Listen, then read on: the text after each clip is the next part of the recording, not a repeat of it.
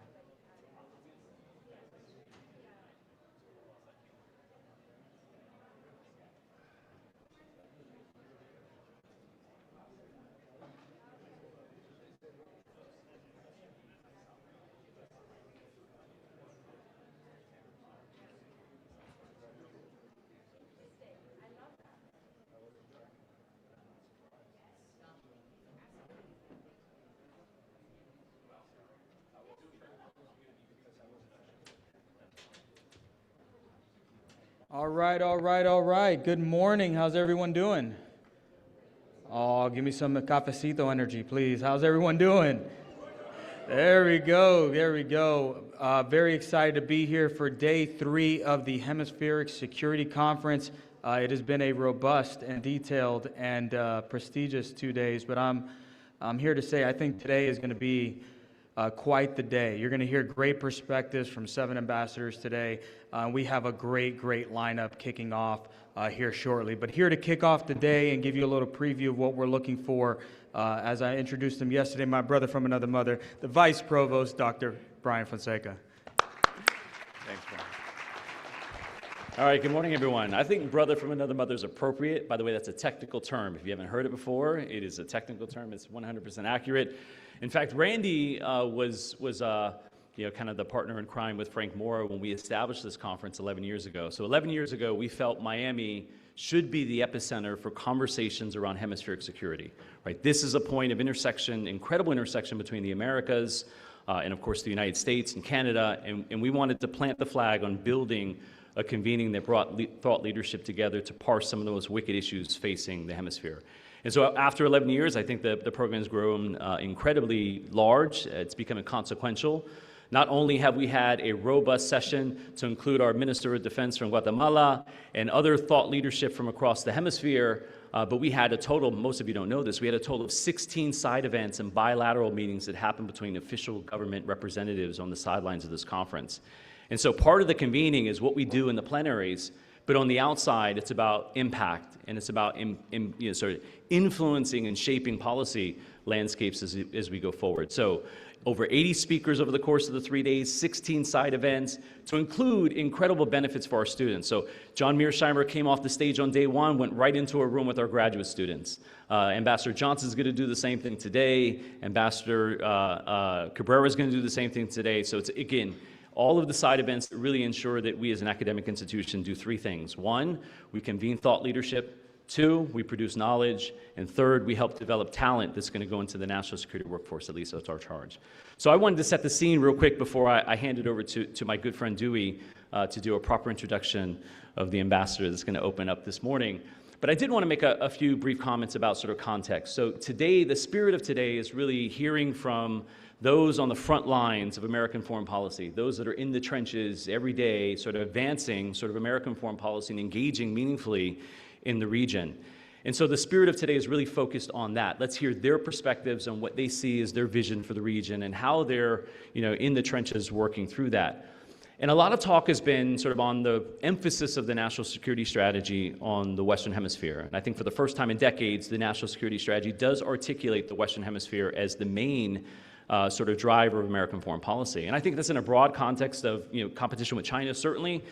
But I'd be remiss if I didn't say that it's not because the hemisphere has been abandoned. I would often argue that we've had deep relationships with the hemisphere. In fact, much of it was beautiful because it was below the state. It was the people-to-people context. It was the way that civil society was operating within the region. It was the business connective tissue between our countries across the hemisphere. And so while the national security strategy sort of articulates the Western Hemisphere being a priority for the White House, it's always been a priority for us in the United States. And I think that's something you're going to hear over and over from our foreign policy professionals that are, again, on the front lines, in the trenches, day in and day out, sort of advancing American interests and helping build meaningful partnerships across the hemisphere. And so I wanted to set that scene for this morning, Ambassador, just to kind of tee it up for you. And so without further ado, I'm going to introduce my good friend, Dewey Turner, retired Lieutenant Colonel of the Air Force, who left her last post as the Chief of Human Aspects Program, focused on understanding populations and communities to ensure that they all had equity in security issues. And so I'm going to invite, she's now a senior fellow with the Jack D. Gordon Institute for Public Policy, so we're fortunate and blessed to have her on the team. I think she's also doing the same thing with the Latin American and Caribbean Center. Either way, she is a FIUer now, and we're proud to have her. And so with that, Dewey, the stage is yours.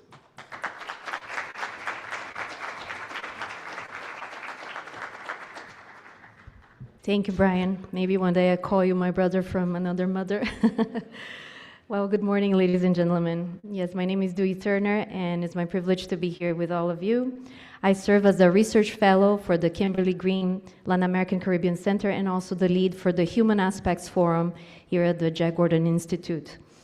Our forum focuses on the security analysis of the human domain for informed decision-making, and we're very excited to invite all of you to learn more about our work at the Jack Gordon Institute webpage.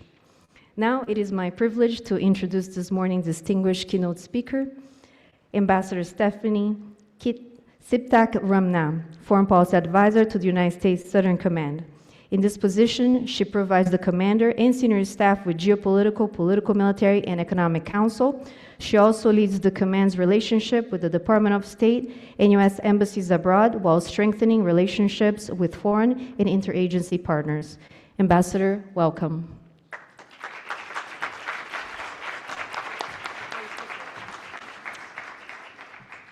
Well, good morning, everyone. It's always good to be the first speaker. I hope everybody's had their coffee and ready to start a great day. I want to thank FIU's Jack D. Gordon Institute for Public Policy for hosting this remarkable gathering. And it's a privilege to join you on the final morning of the Hemispheric Security Conference and to see so many leaders from government, the private sector, academia, and civil society committed to shaping the future of our hemisphere. Now, over the past days, I understand you've heard from leaders and experts on the most urgent and complex issues facing the Americas. You've explored the evolving threats of transnational organized crime, the crises and opportunities in Haiti, Venezuela, and Cuba, and the pressures of the rule of law on the rule of law in fragile environments. You've debated the risks and opportunities of great power competition, the future of warfare in space and cyberspace, and the challenges of safeguarding critical infrastructure. You've examined the shifting landscape of external powers, the economic engines of illicit networks, and the realities of irregular migration. And for our part, Southcom just wrapped up a two-day Chief of Mission conference where we welcomed our chiefs of mission from across the hemisphere and leaders from across the U.S. interagency to Doral. And you won't be surprised to hear that we had the very same discussions. And I'd like to thank Dr. Fonseca for taking time away from this to moderate one of our panels, and for Ambassador Johnson for having been there for as much as he can with as much work as he has to do. If there's one thing that stands out from these conversations, ours and yours, it's this. Security in our hemisphere is not a static concept. It is dynamic, interconnected, and increasingly shaped by forces that cross borders, sectors, and disciplines. The threats we face are evolving, but so are the opportunities for partnership and innovation. As someone who has spent more than 10 years of my career in this region, overseas at our diplomatic missions in Mexico and in Peru, where I was the ambassador, and now as the senior foreign policy advisor at Southcom, I've seen firsthand how our approach to security cooperation has changed and matured. Decades ago, our partnerships were often limited to bilateral agreements on paper only, and episodic cooperation. Today, we are building coalitions that are more resilient, more operational, and more strategic than ever before. We have trained together with our partner nations, shared intelligence, and conducted joint operations. We have learned from successes and setbacks. These relationships have been tested by challenges and crises, whether in the form of organized crime, migration, political instability, or the growing influence of external actors. But these partnerships have endured, and today, they are the backbone of our collective security as we pursue partnership with a purpose. The focus for Southcom now is to transform security partnerships into force multipliers for hemispheric defense. This transformation is not just about words, it is about disciplined, innovative, and integrated operations. So General Donovan has outlined his 4 imperatives that guide the shared mission to secure the Western Hemisphere. First, to strengthen our hemispheric command and control. Second, to impose total systemic friction on drug cartels and terrorist networks. Third, to develop and field cost-effective, modernized forces tailored for our mission. And fourth, to secure key terrain and to deny our adversaries footholds and undue influence in the region. It's clear that countries across the region, like the United States, are prioritizing hemispheric security in a way that we have not seen previously. What's changed? For one, the public's demand for security is louder and clearer than at any point in recent memory. Citizens across the Caribbean and the Americas are insisting that their leaders prioritize safety and stability. And governments are responding, not just with words, but with concrete actions. We see it in new policies, in election results, and in the willingness of countries to work together across borders. Second, the United States has taken decisive steps to secure our own borders and to support our neighbors in doing the same. This impact, which has really been led by Ambassador Johnson, has been felt far beyond our country. By working with partners in the Caribbean as well as Central and South America, we've helped reduce migration flows across the hemisphere and enabled governments to focus resources on their own security priorities. Third, we've seen how targeted and strategic operations, such as the one in Venezuela, can disrupt cartel activity and shift the balance against malign actors. Meanwhile, in Panama, our teams have worked shoulder to shoulder with Panamanian forces to strengthen regional security through joint counter-narcotic efforts and the defense of the Panama Canal. Finally, and perhaps most importantly, there is now a laser-like focus backed by real resources on protecting U.S. interests in the Western Hemisphere and in supporting our partners and allies. Initiatives like the Americas Counter-Cartel Coalition and the Shield of Americas are not just slogans. They represent a new era of operational partnership with a purpose. A key example is that of the ongoing U.S. and Ecuadorian military forces' joint operations against designated terrorist organizations, decisive action that demonstrates the commitment of partners in Latin America and the Caribbean to combat the scourge of narco-terrorism. We are also innovating for the future. Just last month, Southcom established the Autonomous Warfare Command, dedicated to enabling all-domain awareness by leveraging autonomous, semi-autonomous, and unmanned platforms and systems to counter threats and challenges. As General Donovan has said, from the sea floor to space and across the cyber domain, Southcom intends to leverage the clear superiority of the American defense ecosystem by deploying cutting-edge innovation and working ever closer with our enduring partners in the region to outmatch those who threaten our collective peace and security.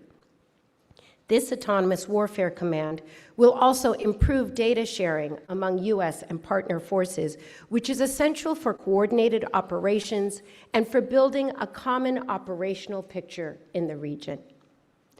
But let's be honest, the old model, where security partnership was defined principally by exercises, training, and sales, is not the way we are going to win this fight against terrorists, criminals, and malign actors who threaten to undermine the future of our region. The challenges we face are too complex, too interconnected, and too deadly to be tackled in training classrooms alone. That's why concerted and coordinated offensive action is at the heart of our strategy going forward. Burden sharing means more than just dividing up tasks. It means recognizing the unique strengths and perspectives that each country brings to the table. It means investing in each other's success, whether through joint exercises, intelligence fusion, or economic cooperation. It means moving beyond transactional relationships to build true operational alliances. We see this in the Americas Counter-Cartel Coalition, where 18 nations, including the United States, have agreed to the use of lethal military force to combat the designated terrorist organizations, transnational criminal organizations, and drug cartels that have terrorized the region for too long.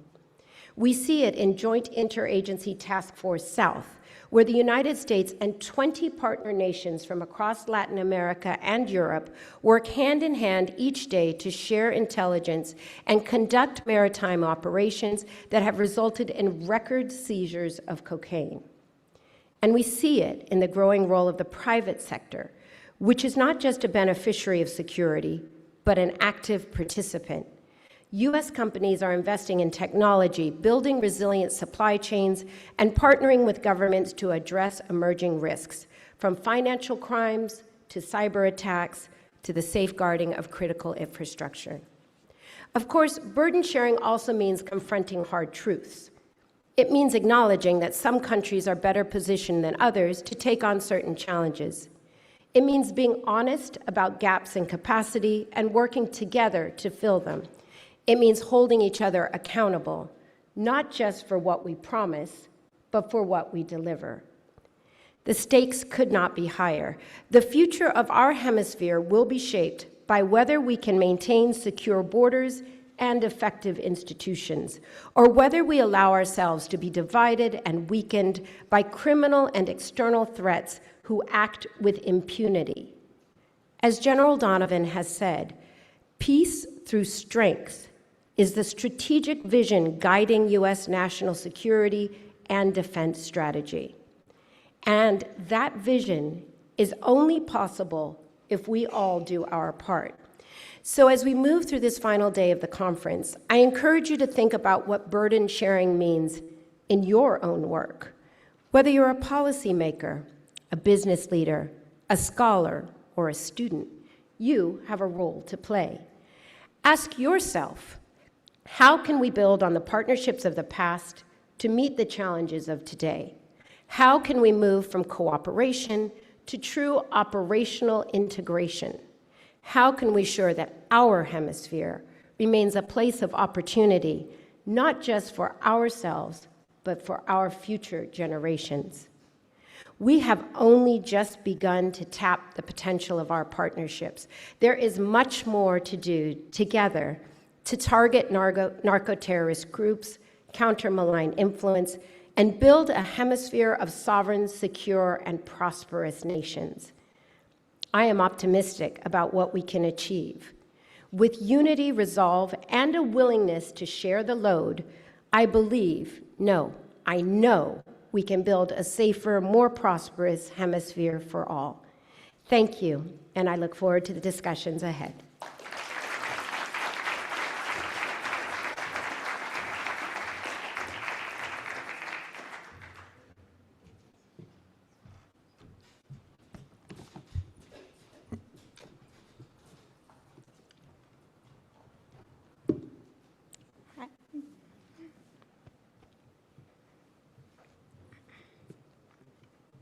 Hello, good morning, everyone.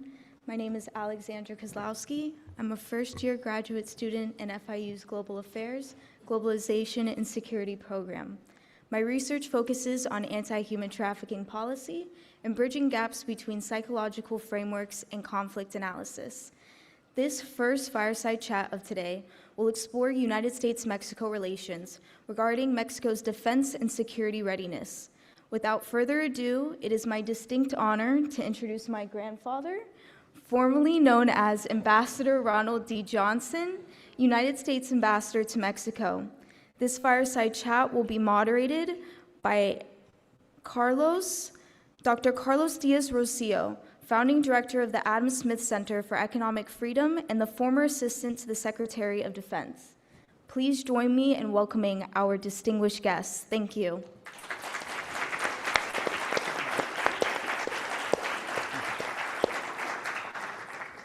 Wow, how do I top that? Thank you, Mr. Ambassador. It's a pleasure to be here with you. The ambassador and I were part of a group that met about once a month a few years ago in Coral Gables to discuss politics. And it's great to be able to discuss our relationship with Mexico, our biggest trading partner.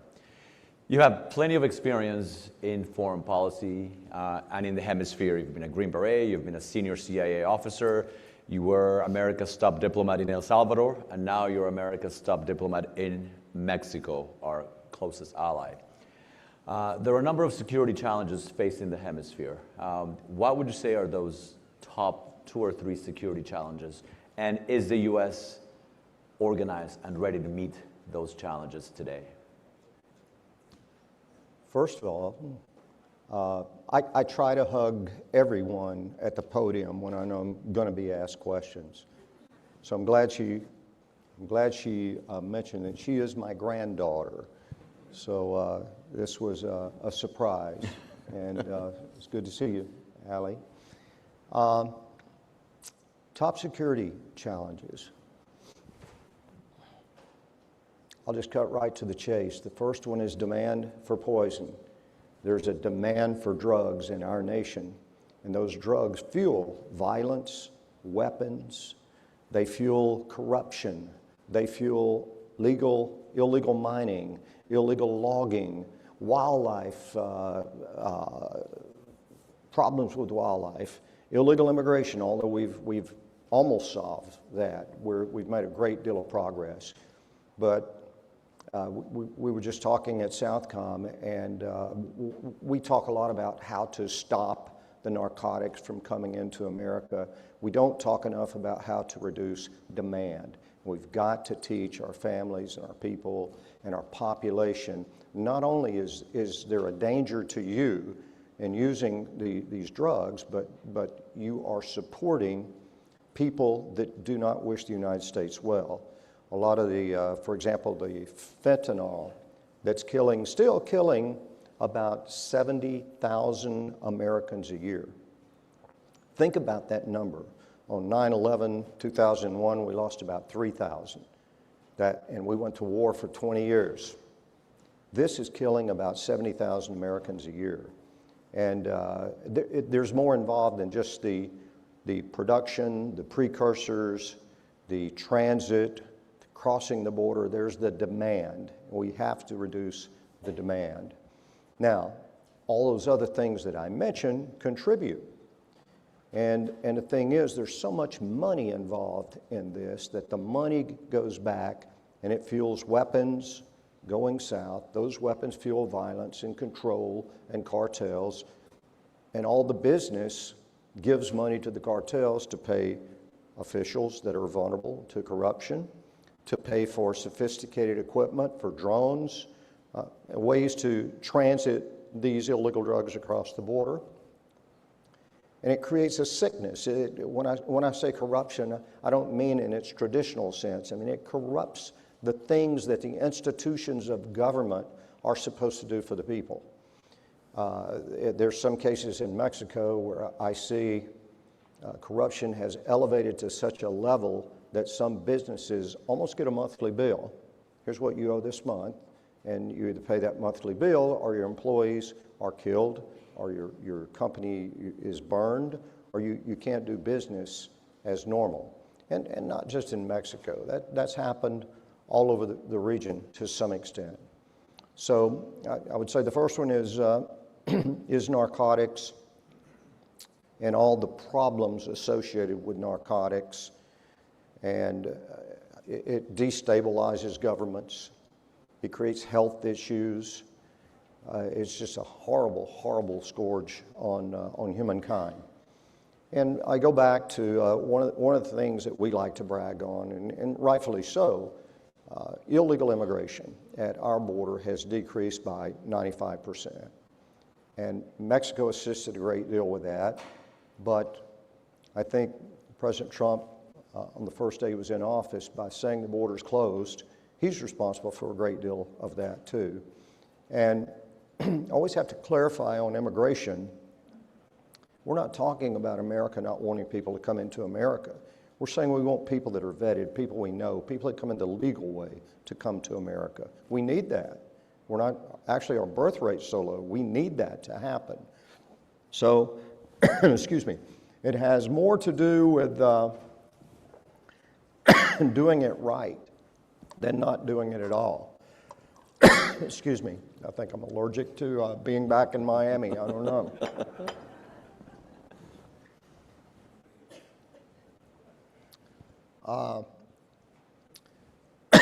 Other than that, I've seen all over the world governments, and it doesn't matter if it's a democracy, dictatorship, whatever it is, that have failed to deliver. There are promises made, and sometimes those promises aren't kept. And the people are encouraged when people come in and make the promises and run their campaign and get elected, and then they're disappointed that it just doesn't deliver for one reason or another. And usually, what I have found is leaders, excuse me, have to be willing to make a sacrifice. They have to be willing to sacrifice in order to really change the country. Other than that, we can have the most secure hemisphere, the most secure region in the world, but if we can't have an economy that grows and creates jobs and opportunities for people to make a living at home, we're going to have unrest and we're going to have problems. So those would be my three. Narcotics, because narcotics fuel the cartels and many of the other problems.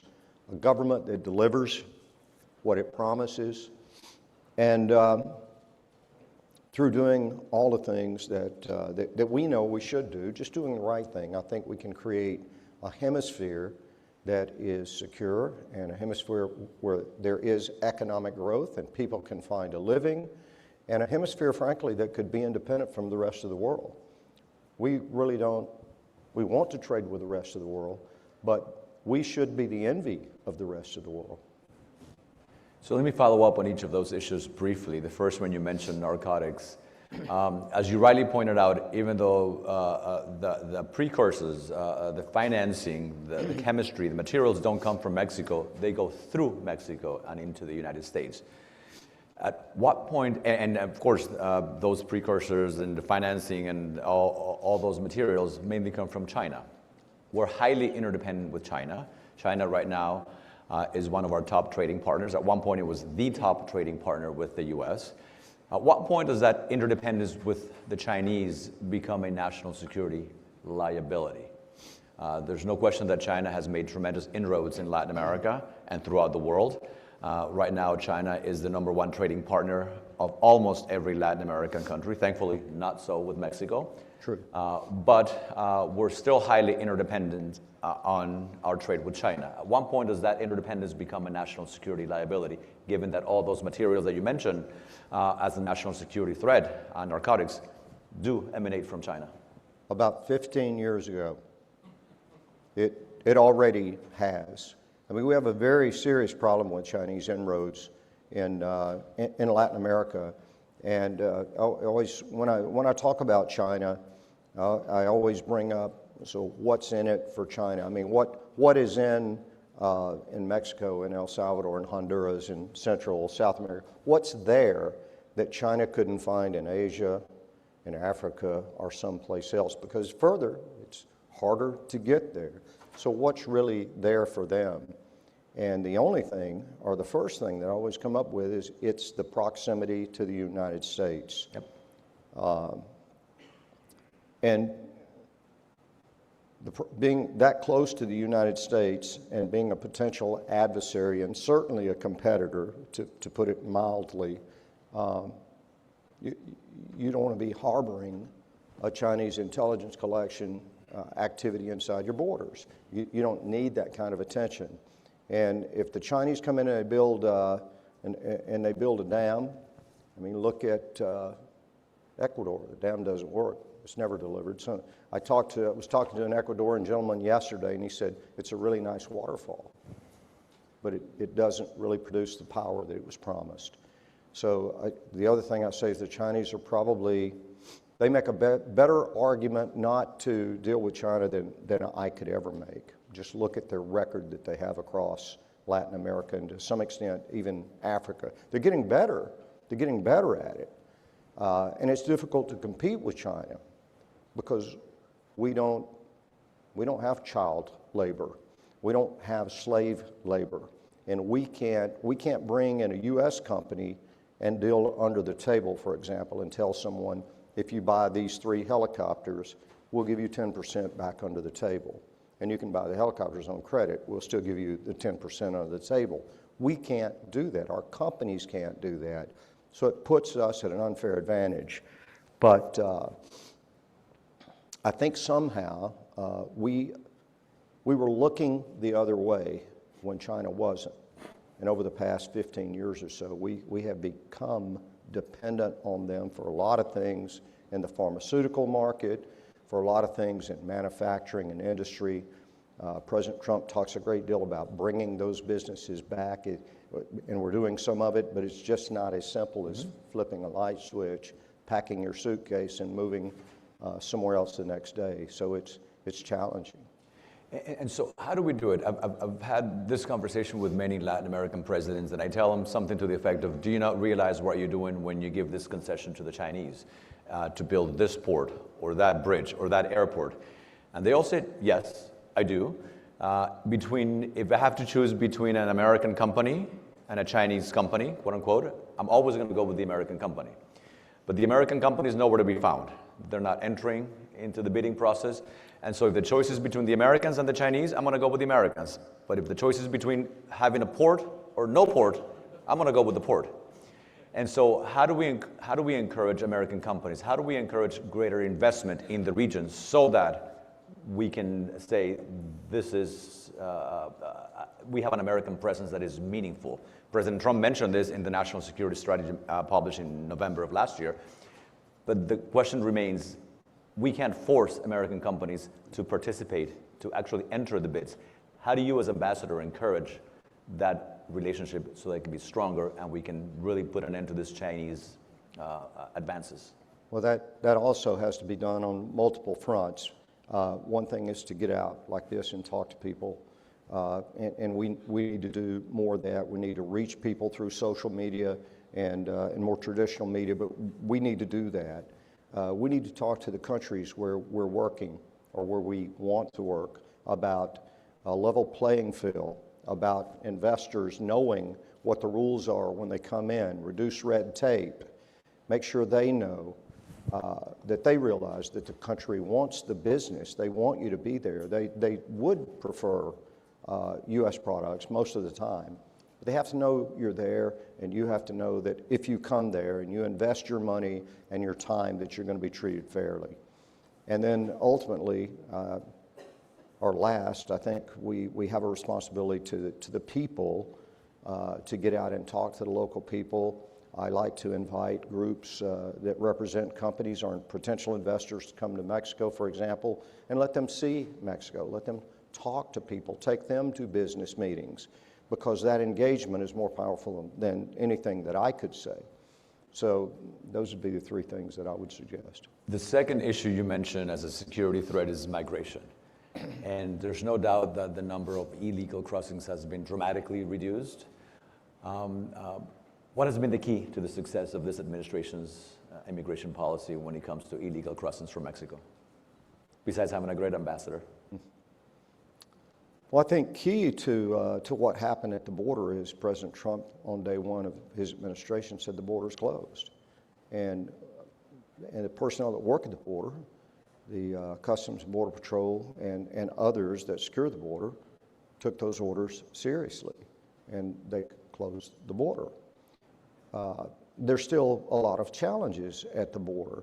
I was always worried, you know, if 1 million people come in and just 1% are terrorists or associated with the cartels, that's still a lot of people that are coming in that we don't know. We don't have any idea who they are, where they're going, or why they're coming in. So that still happens to a certain extent. But I think what President Trump did when he said the border is closed is he has now freed up law enforcement, Customs and Immigration, Border Patrol, others, to focus on doing their job rather than just signing a piece of paper and giving it to someone who has been coached and trained on what to say and telling them, see you in 10 years for your immigration hearing if you choose to show up. And what that does is it allows them to come into the country, probably under a false claim, but we won't know that until their immigration trial occurs, and the vast majority don't show up for their hearings, so they're never there. They just disappear, and then they become in the nation, in the country, illegally. It's difficult for them to get a job. They can't go back home to visit parents or family and come back because they're in the country illegally. And they've created a problem for themselves. They're probably indebted to a cartel. Cartel's watching them. They probably owe the cartel something. And they tend to get involved in crime here in the U.S. as well. President Sheinbaum has staked out a pretty firm sovereignty doctrine. No foreign military or law enforcement operations in Mexico, no DEA's arrest in Mexican soil, limited intelligence sharing. You're the man who's supposed to bridge this gap between that sovereignty doctrine that she has staked out and President Trump's demand for security. How do you do it? How do you balance those two? Some days very carefully, other days not so much. It's a difficult environment to operate in, but we've done so extremely well. We've had a great deal of success. About 360 tons of narcotics this year, over 20,000 drug labs taken down inside Mexico. We've made thousands of arrests. The Mexicans have made them, primarily using intelligence and information that we provided. So President Sheinbaum uses the words collaboration, cooperation, and coordination. And within the context of Mexico's sovereignty, we're able to do all of that, to provide assistance, to help them with their targeting efforts, and then when arrests are made, to help them deal with the information that they learn from making the arrest, and to help them deal with the aftermath. It's worked fairly well, and I hope we can continue to do that, because Mexico's sovereignty is written into their constitution. I get frustrated with it sometimes. I understand it, but it would be like telling a NATO member you can join NATO, but you can't really cooperate with NATO because we're sovereign. So if you need help, you can't get help because we're sovereign. And that's the way I explain it. Like, look, we don't want to run our operations inside Mexico. We want to help you with your operations inside Mexico. Sometimes the problem is capacity. Sometimes there might be unique capabilities that we have that Mexico doesn't have. But it's not kicking down doors and putting people in handcuffs in Mexico. That's their job. We just want to help them do it. But where would you say that legitimate constitutional principle sovereignty and what some might call strategic obstruction begin? In politics.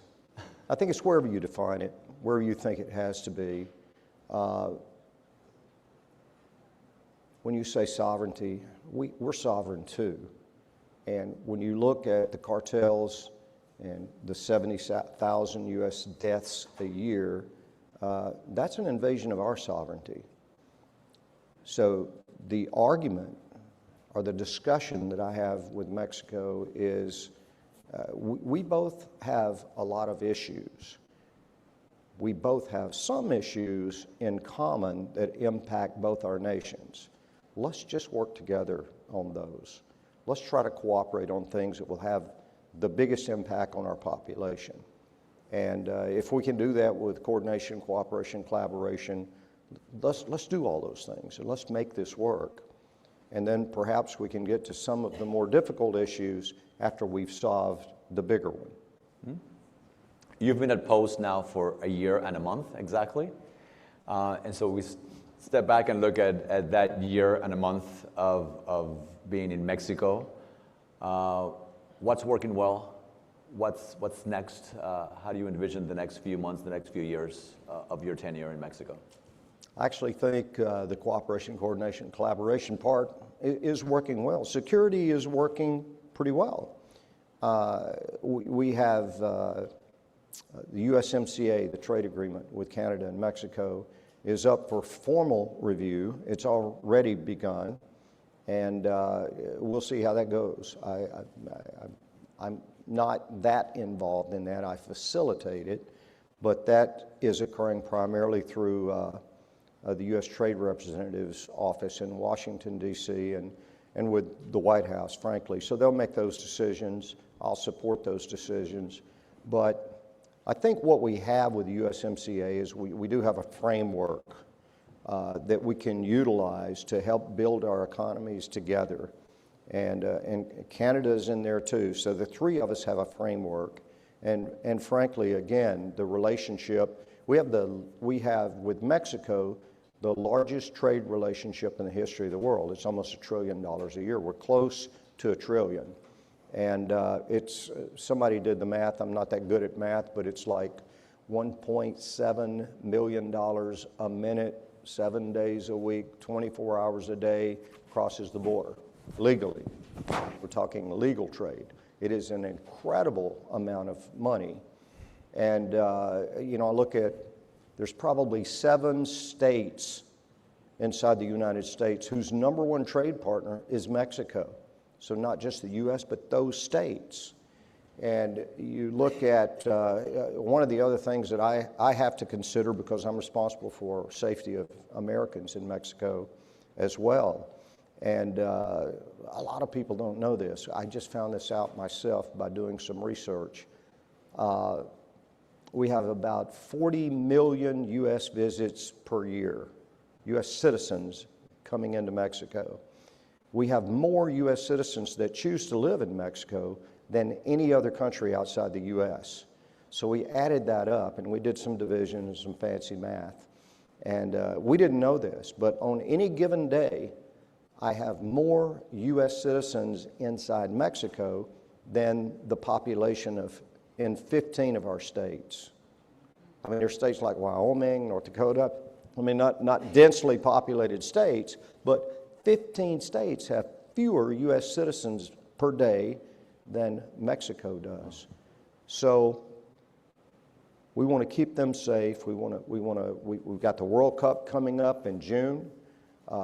There's 3 cities in Mexico that are hosting games, but for those of you that follow the game of football, not U.S. football, but football, there will be fan centers. There will be anywhere where there's a big screen TV and a cigar bar or a place where you can get a beer. There's going to be people there watching the World Cup for about a month. Yeah. And I always tell Americans it's like 30 Super Bowls back to back, because some people that don't follow soccer don't understand what world football is. But it will be terrific, but it comes with a lot of security concerns too. So I'm looking at not just the 3 cities in Mexico that are hosting those games, but I look at the fact that Mexico provides an avenue for people to come up and cross the border and get inside the United States. And I think about all those 40 million visitors and tourists and people who live in Mexico that are going to go to assemble and watch the game on a big screen TV, and how to make sure that they're kept secure and safe during that event. So The opening game is June 11th.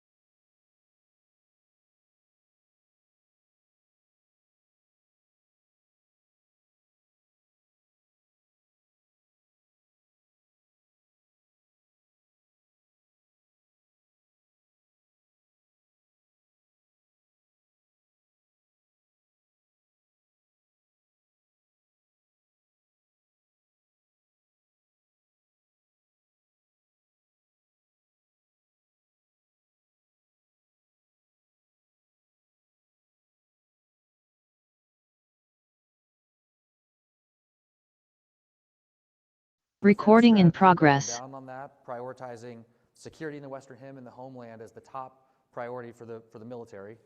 So if you could take a few minutes, set the current security landscape and the architecture in your countries. What's changed over the last couple of years, and where do we stand as of this moment? Ambassador Cabrera, we'll start with you. Thank you, Jay, and it's a pleasure to be back here at FIU. As a proud graduate, it's always exciting to be back, and especially if you're asking me to be on a panel with my dear friend Bernie. It might be at the end we're going to do a vote who has better hair. I hope to have your vote. We're going to have more fun than you guys are, because we're good friends. But yes, as you were saying, the Western Hemisphere for a long, long time, I think, hasn't received the attention it deserves. It's our neighborhood, it's where we are, and it's important that we pay attention. I think with President Trump and Secretary Rubio, what you've seen is a refocus, as you mentioned, in the national security strategy, the national defense strategy. So Panama, everybody asks, well, why is the canal important? Why is Panama important as a security partner? Well, listen, we've had relations with Panama since they started over 120 years ago as a country. And we've had good relations. As you know, every relationship, there's ups and downs, and I'll tell you that right now, I think we're in one of the best eras of that relationship that we've seen in a very, very long time. But again, why is the canal important? Why do we talk about the canal, the emphasis on security of the canal? It's because 70% of what goes through that canal is coming from or to the United States, right? So you talk about our commerce, you talk about our national security, it goes with prosperity, it goes with the commerce of our country, and it goes through the canal. It's probably the most important piece of infrastructure in the Western Hemisphere and probably in the top 10 of the world. So it's extremely important. When we talk about migration, right? We talk about the U.S. southern border. Secretary Rubio said it in his confirmation hearing that it's about creating choke points, right? And Panama is one of those choke points that you can do in the Darien, and we've done to great success. Over 1 million folks were passing through there in the past couple of years. Today, that number is 0. You had 5,000 people a day. I think last month there was about 5 people that passed through there. So again, that was cartels taking arms, drugs. It wasn't just folks, you know, trying to migrate to America, but it also helps. The work we do down there directly correlates what's going on the U.S. southern border. So in addition to that, I would say pushing back on China. We've talked a lot about China and the Western Hemisphere and how they've expanded throughout the years. Well, I think, you know, probably Panama and Peru are at the forefront of that. Save some of that material, because Okay. I'm going to get to that. That's a good scene setter, because you basically hit all the wave tops of what I want to cover in the next 25 minutes or so. Sir, talk to us about the situation in Peru and how things are looking from your perspective. Well, thank you for this panel. Thank you for inviting us today. FIU is always a big part of what I say in Peru, so thank you, FIU, for this forum. FIU, one of the top 50 universities in the nation, and the #1 in mobility. So that's a big, big deal, and I talk about that. I talk about the success story in Florida and how education is at the forefront of our success story. In the 90s, these conversations weren't happening. In the 90s, we were last in education, last in healthcare. Our students were leaving, our kids were leaving and going elsewhere to find opportunity. And FIU is a shining example of the success Florida's seeing, and your company that came here, and it's all conversations that happened in the 90s. So I wanted to close the loop on that, because I think it's an important story to talk about. And until education became the thing we were talking about in all these forums, that's when Florida changed. So kudos to FIU, and we can talk about that a long time. I don't think this is a forum and talk about American exceptionalism through education, but kudos to FIU, and happy to close the loop seeing Citadel here and everything panned out. So, but to set the scene in Peru, seldom has a U.S. president named a political ambassador to Peru. So for the last 200 years, in the last 200-year relation, we've seen about 4 political ambassadors. So what does that signal to a country? It signals to a country that you are important when we name a political ambassador. But our president, President Trump, named an ambassador who knows Peru, who has done business in Peru, who has done trade missions in Peru.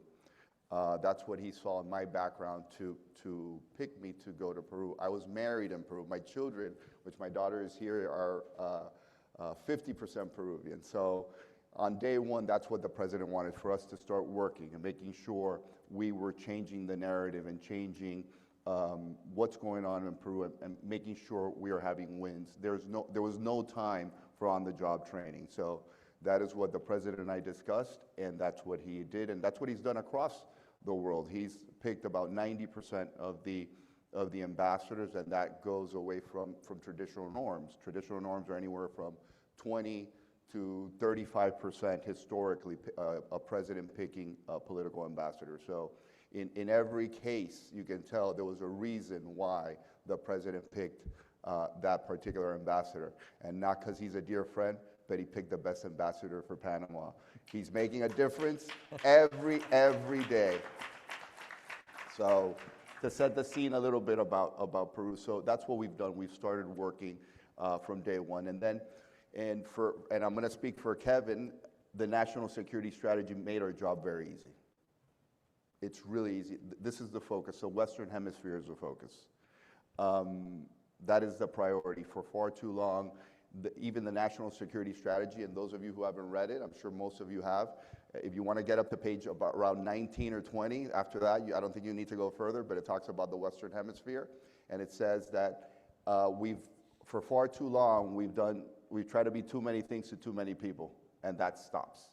So for Kevin and for me, it makes our job easier. We have marching orders, we know what we need to do, and it is clear. We've never been clearer, I think, in our history, with the most consequential president that our history has ever had. So to set the scene further in Peru, in that context, in the national security strategy, Peru is key. Peru is key for critical minerals. Peru is key for stability in the region. Peru is key for where it's at in the continent, on the Pacific side of the continent, with a very large border, a very large a sea border. So Peru is key. Now, in Peru, there are stability challenges. We've had 10 presidents in 10 years.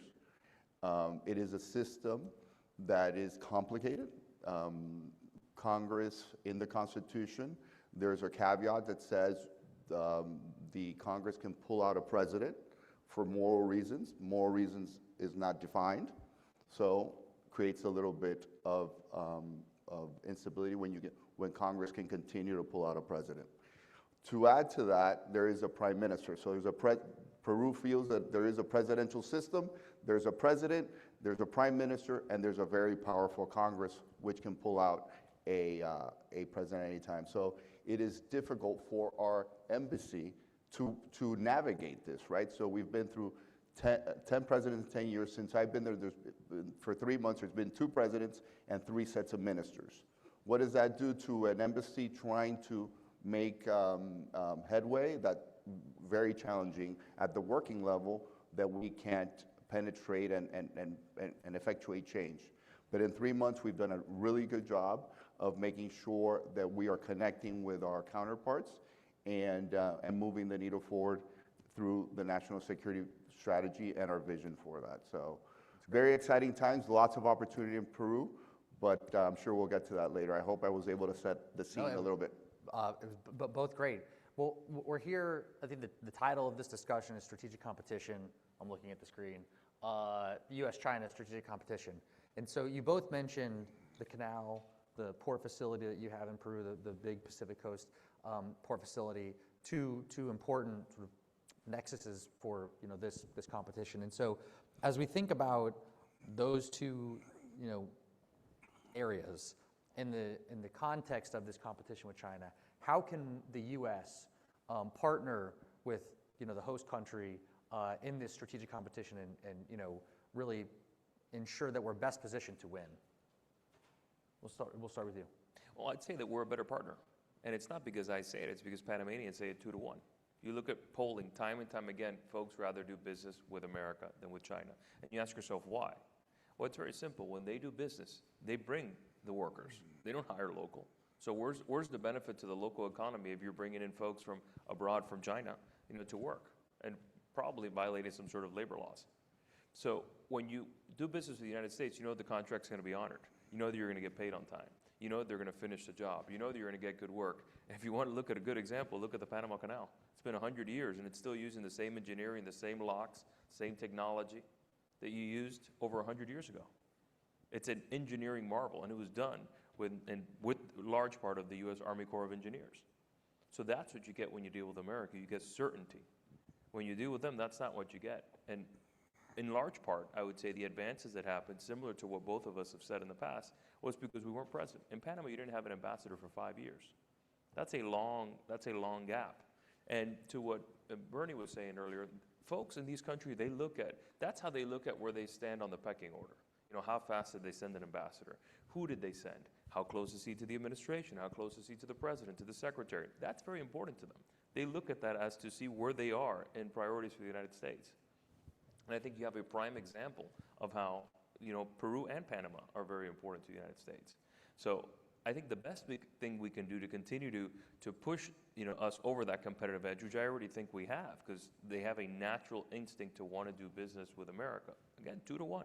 Time and time again, this comes out in every single poll when they ask you who you want to do business with if you had to pick. We have honest practices. We don't bribe. We don't do these sorts of things. And if you want to look at the other example, just look at the recent court case in Panama. You look at the recent court case in Panama, there was a so-called Hong Kong company, CK Hutchison. Clearly, we have seen now that that they do have control from Beijing, given all the things that have happened subsequent to that court decision.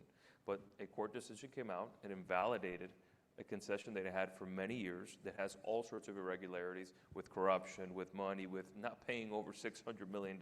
You know, we talk about President Trump's tweets. I'll tell you, consequent of his tweets in Panama, an audit was done on these concessions of the two largest ports, one on each end of the canal. What resulted in that audit? That they owed over $600 million. You guys are in business, you guys are in finance. Listen, there are percentages that you can be off if somebody audits you, right? If the IRS audits any of us, I'm sure they'll find something that's a little bit off. But if they find a $600 million mistake, I don't think that's a mistake. That's a little big to be a mistake. So those are the sorts of things that happen when you partner with them. And what happens when the Supreme Court rules? They don't like it. They try to subvert the rule of law. Now they have supposedly spontaneous 400% increase in inspections on Panamanian flagged vessels. Panama has the second largest flagged vessel registry in the world. It's a great source of revenue and pride to them. And how did China respond to them not liking the court decision by an independent court in Panama? Because obviously they're not used to independent courts, but a decision by an independent court in Panama, well, they reacted by having a 400 random, pure coincidence increase on inspections on Panamanian flagged vessels. Come on, that makes absolutely no sense. It's like selling, ice to an Eskimo, right? Like it makes no sense at all. And that again is how they partner with you. That is how they do business with you. Which is why again, folks rather do business with America. There's certainty, there's ethics, there's all sorts of things that you want in business. You don't want to invest somewhere where you have a partner that you don't know how they're going to react. How much of, you mentioned we haven't had an ambassador there for 5 years. How much of your time there has been sort of refreshing relationships to remind them of this exact point? Has that been across the board, sort of broader than just the canal, but just across the board? Has that been your sort of top focus? Well, first of all, it's a little bit easier than in Bernie's case because thankfully we have not had 10 presidents in 11 years. In Panama, they've had one president for 2 years. Makes it fun, though. And he's got another 3 years left. And the ministers have not switched out 3 sets either. So every day when I think I have it hard, I just think about Bernie and how they've had all these sorts of presidents and ministers. But yeah, it's a lot of networking. Like anything else in life, it's about networking. It's about the personal connection with people. We've traveled to every single province, right? And it's not because we want to travel around Panama. We want to go to rural areas that might not have water or might not have clean water, might not have electricity. But it's about learning. It's about learning about the society, learning about the country. In order to better serve, you have to understand them, right? You have to understand where they're coming from. And that makes you a better advocate for America because now you understand, the conversation speak and how to negotiate, how to have these conversations. So again, we've built relationships throughout the entire country, and I tell everybody, it definitely is a lot of work, but we signed up to do work. We didn't sign up for 3-hour cocktail hours, which I know some folks like, but in our case, we've been working every single day to build relationships. And I'll tell you, a lot of the work that we've had, a lot of the success that we've had, it's contact work, right? Which is networking and having relationships. When you're able to pick up the phone and call somebody and have a candid conversation and get to a result, as opposed to going through the formalities of requesting a meeting, and maybe you'll get it in a week or two, that makes a big difference. It makes a big difference when you can just pick up the phone. And again, I'm not saying they do everything we ask, but again, we can have a candid conversation, and that's part of building relationships. Again, I would say relationships are key in this embassy and in every embassy around the world. Diplomacy, just like almost every other business, it's about people. How has it been in Peru? Start with like maybe the port facility, and then if you want to zoom out just across the board, how you've been building these relationships and being a partner. Yeah, I'll get into the port facility, but I think that it's a great question. I think we have to talk a lot more of what we've done. So, and I think we do a poor job about that. So security, we're in the middle of an election cycle in Peru, and security is the number one issue on people's mind.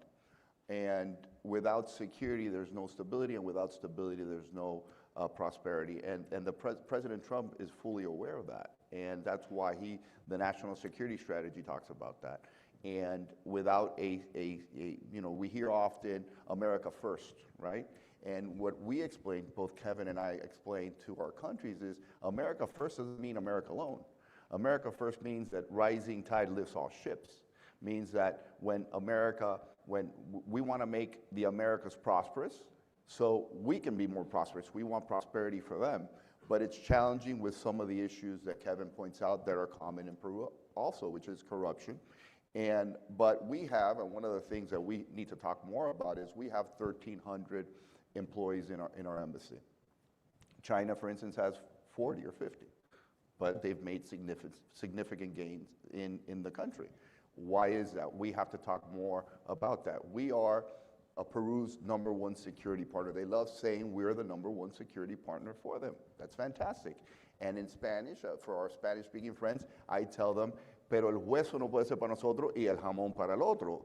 Meaning we can bear the brunt of the bad side and the investment, and the other guy gets all the gains. And that's with this president, that's not happening. And we've made it abundantly clear that everything we do to help the country in security matters. We need to have a benefit. There has to be, for a lack of better words, leverage into making sure that there is benefit for the prosperity of our country, because it just can't be that way. The days with President Trump, the days of doing things just to do things are over. We want to be your partner, but you have to be a good partner back. The days of diplomacy and let's be nice to them and let's not rock the boat, no, those days are over. There's 2 ambassadors here who have been empowered to shake things up and do things differently, and boy, we have. Kevin has done a great job making sure that the country understands that there's a new day. And so we are driving that message. I'll give you an example now to hone in on the example. There was a contract. Cisco won the contract. Cisco Systems won the contract for the air traffic control computer system. For some reason, they were knocked down, and Huawei won it. So, now one bureaucrat we know what this is called. One bureaucrat made a benefit, but you put the country at risk. You put the country in danger.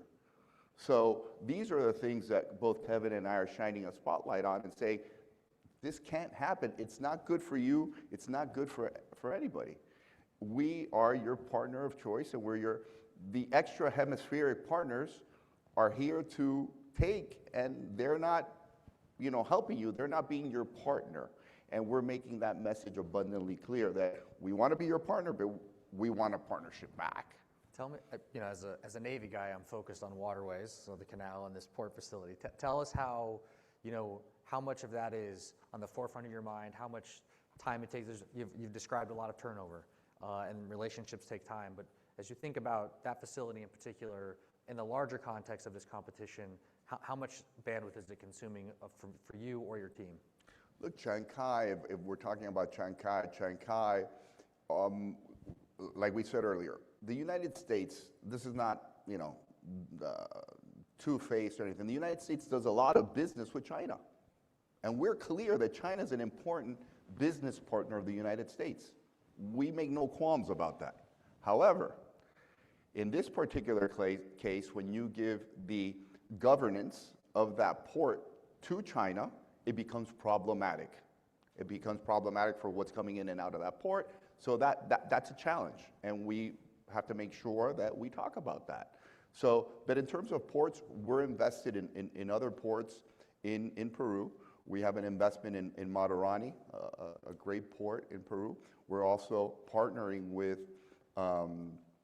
with Peru on the port of Callao, which is their economic engine, but it'll be a greater economic engine going forward, because with these enhancements we're helping them with in Callao, they're going to be able to create a post-Panamax shipyard, did I say that right? Post-Panamax shipyard, and also create space where they can do cruise terminals. So we're seeing a long-term vision for Callao, and we're helping them establish that vision and helping them. And that's what the United States does. Back to the original question, we partner to make sure that, that we're doing business the right way. When you look at commerce with the United States and Peru and commerce with China and Peru, you say, wow, you're getting, China's doing a lot more than the United States, but it's concentrated on minerals. When you look at our exports, there's value-added exports, which creates hundreds of thousands of jobs. Minerals, it's just back and forth, and that's not creating anything for the country. So we have to make sure that we're seeing our relationship as a whole, and Peru, making sure that we talk to our counterparts so they can understand the benefit of doing business with the United States.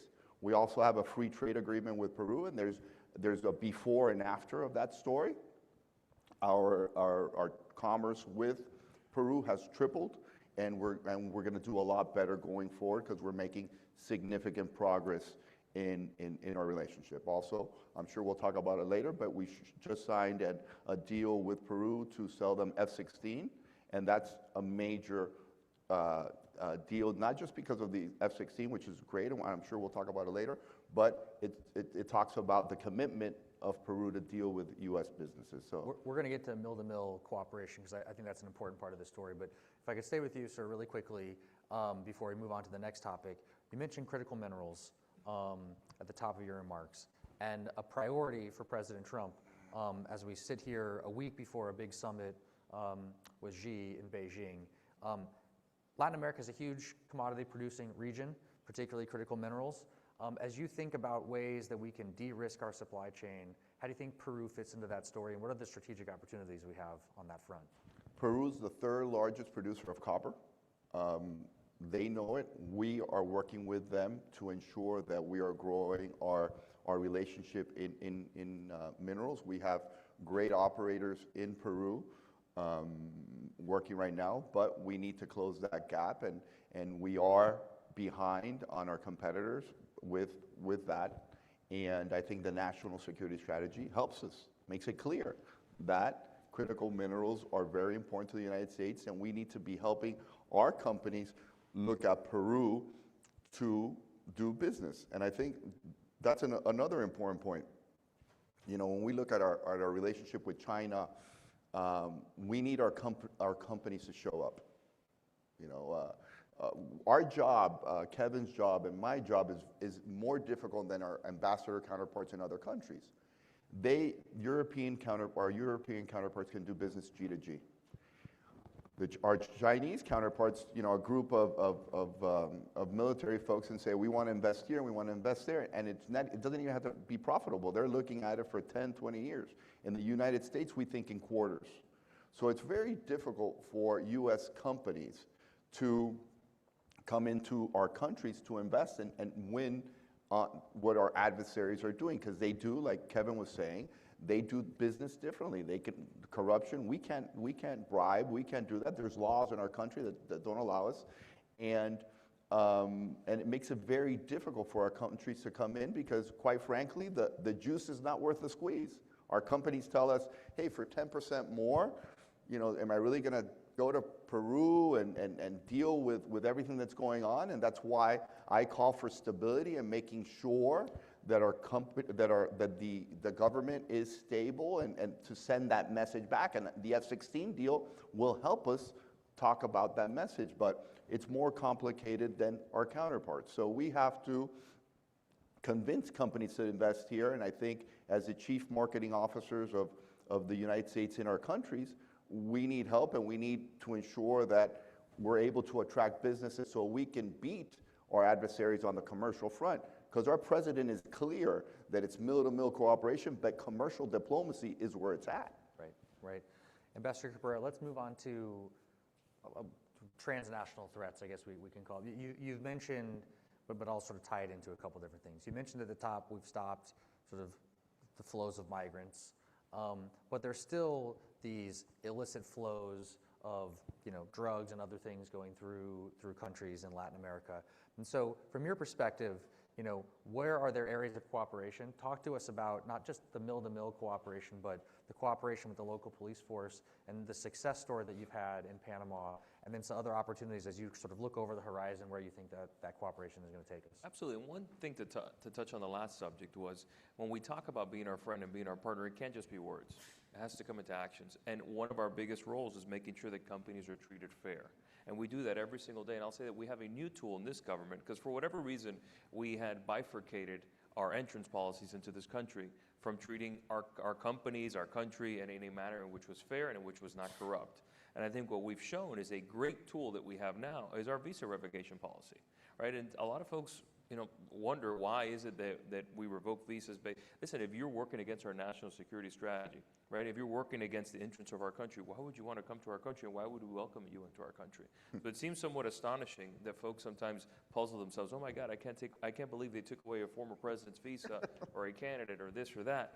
It's like at the end of the day, if you're working against us, you're not going to be welcomed here. And it's been a great tool to make sure. Absolutely. It's been a great tool that we have in our toolbox to make sure that folks have to treat our companies fair. It has to be a level playing field. You can't say you're our friend and then treat our companies differently and allow companies from other malign forces to corrupt the process. But in terms of the mill-to-mill side, in terms of cooperation, so Panama is one of our best security partners, I would say, in the region. Number one, 5 years in a row in narcotics interceptions, over 100 metric tons, 5 years in a row. Over there, the police is not really local. It's nationalized. It's the national police. So it's really, they don't have a military, so it's a security force, right? But they serve certain purposes of that. You have the Border Patrol, which is center front. You have Anual, which is like their Coast Guard. And you have the national police. And we work with them every single day. We've had a great collaboration. Almost every agency you can think of is working with them hand to hand, shoulder to shoulder, making sure that we're stopping these narco traffickers. And unfortunately, Panama has, geographically they're blessed in that they're in the center and the canal and all these sorts of things.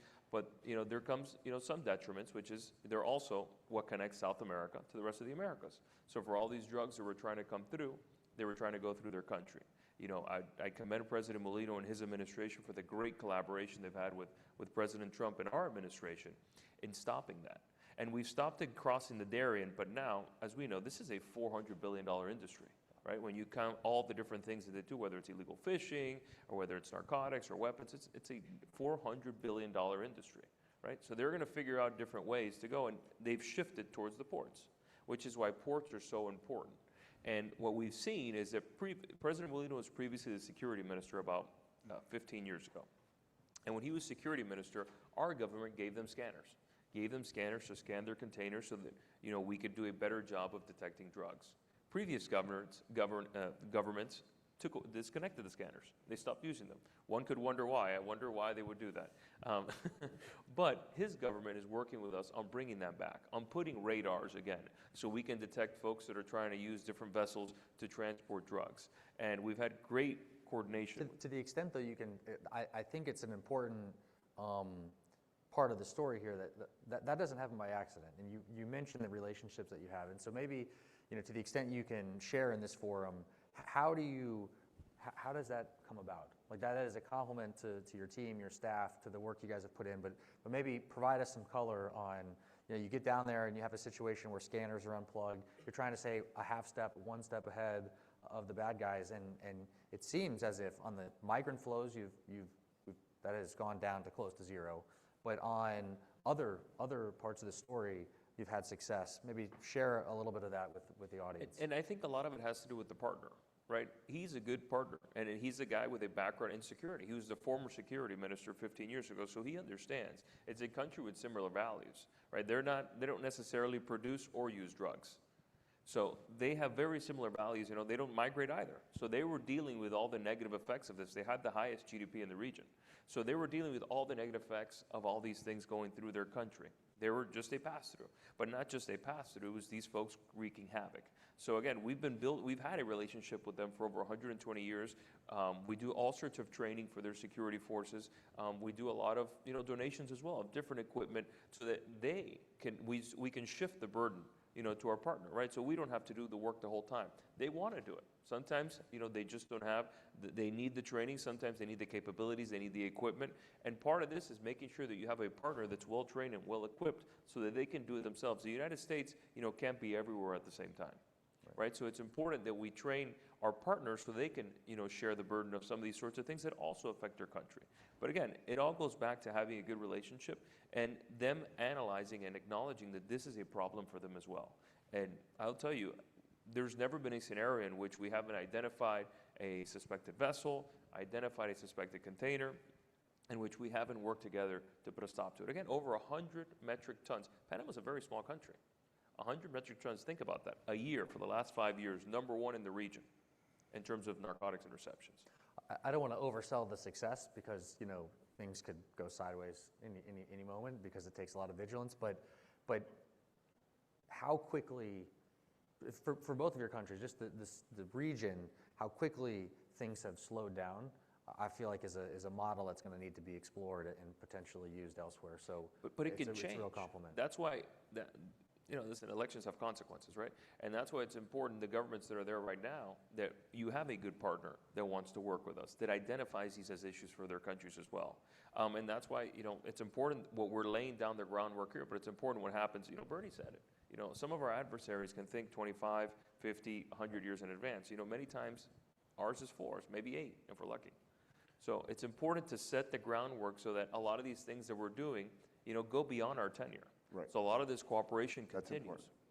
important. Tell us about the situation in Peru. You mentioned the arms sale, but the other sort of mill-to-mill cooperation with the local police force as it relates to stopping illicit flows, migrants, et cetera.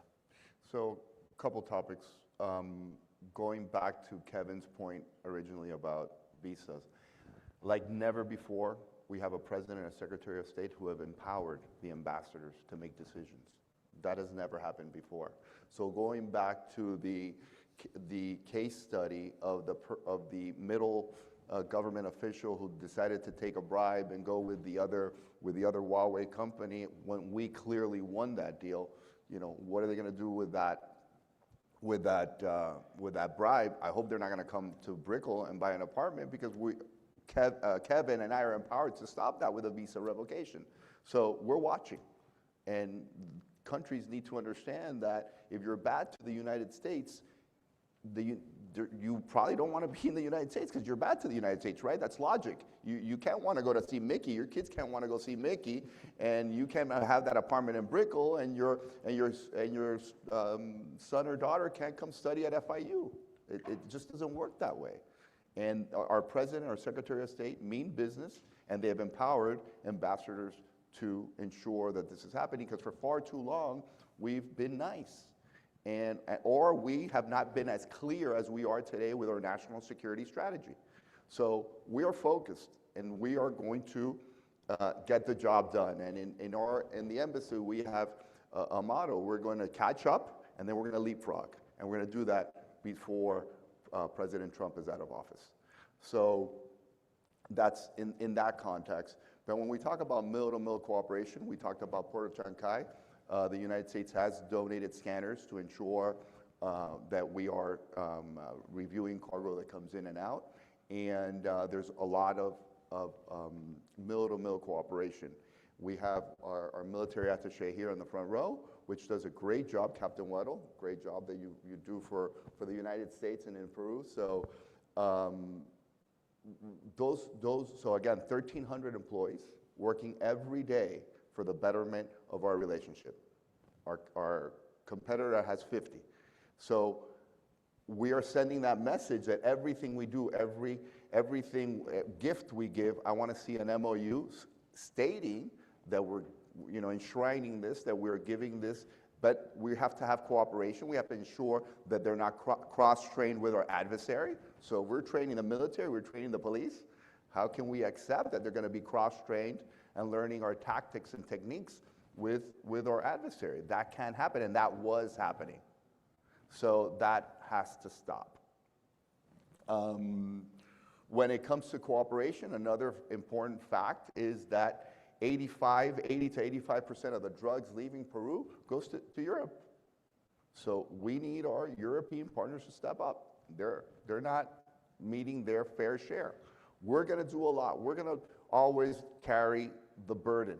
However, we need them to fill the holes. And we've been abundantly clear that they need to come in, because in a world of dwindling budgets, when Kevin looks at his budget, when I look at my budget, I'm going to say, if the problem is really not mine, and I need help in foreign commercial service, or I need help in other, where you see where we can move the ball in our country for our country, we're going to change. And that message has been clear to our European counterparts, that they need to come up and help us with the narcotics situation. With the limited amount, oh, go ahead. The other thing, no, go ahead. I was gonna wind us down. So if you have a final point on that, we can go on and on if you want. I have a series more questions, but I'm looking at the timer back here. So let me just end with this.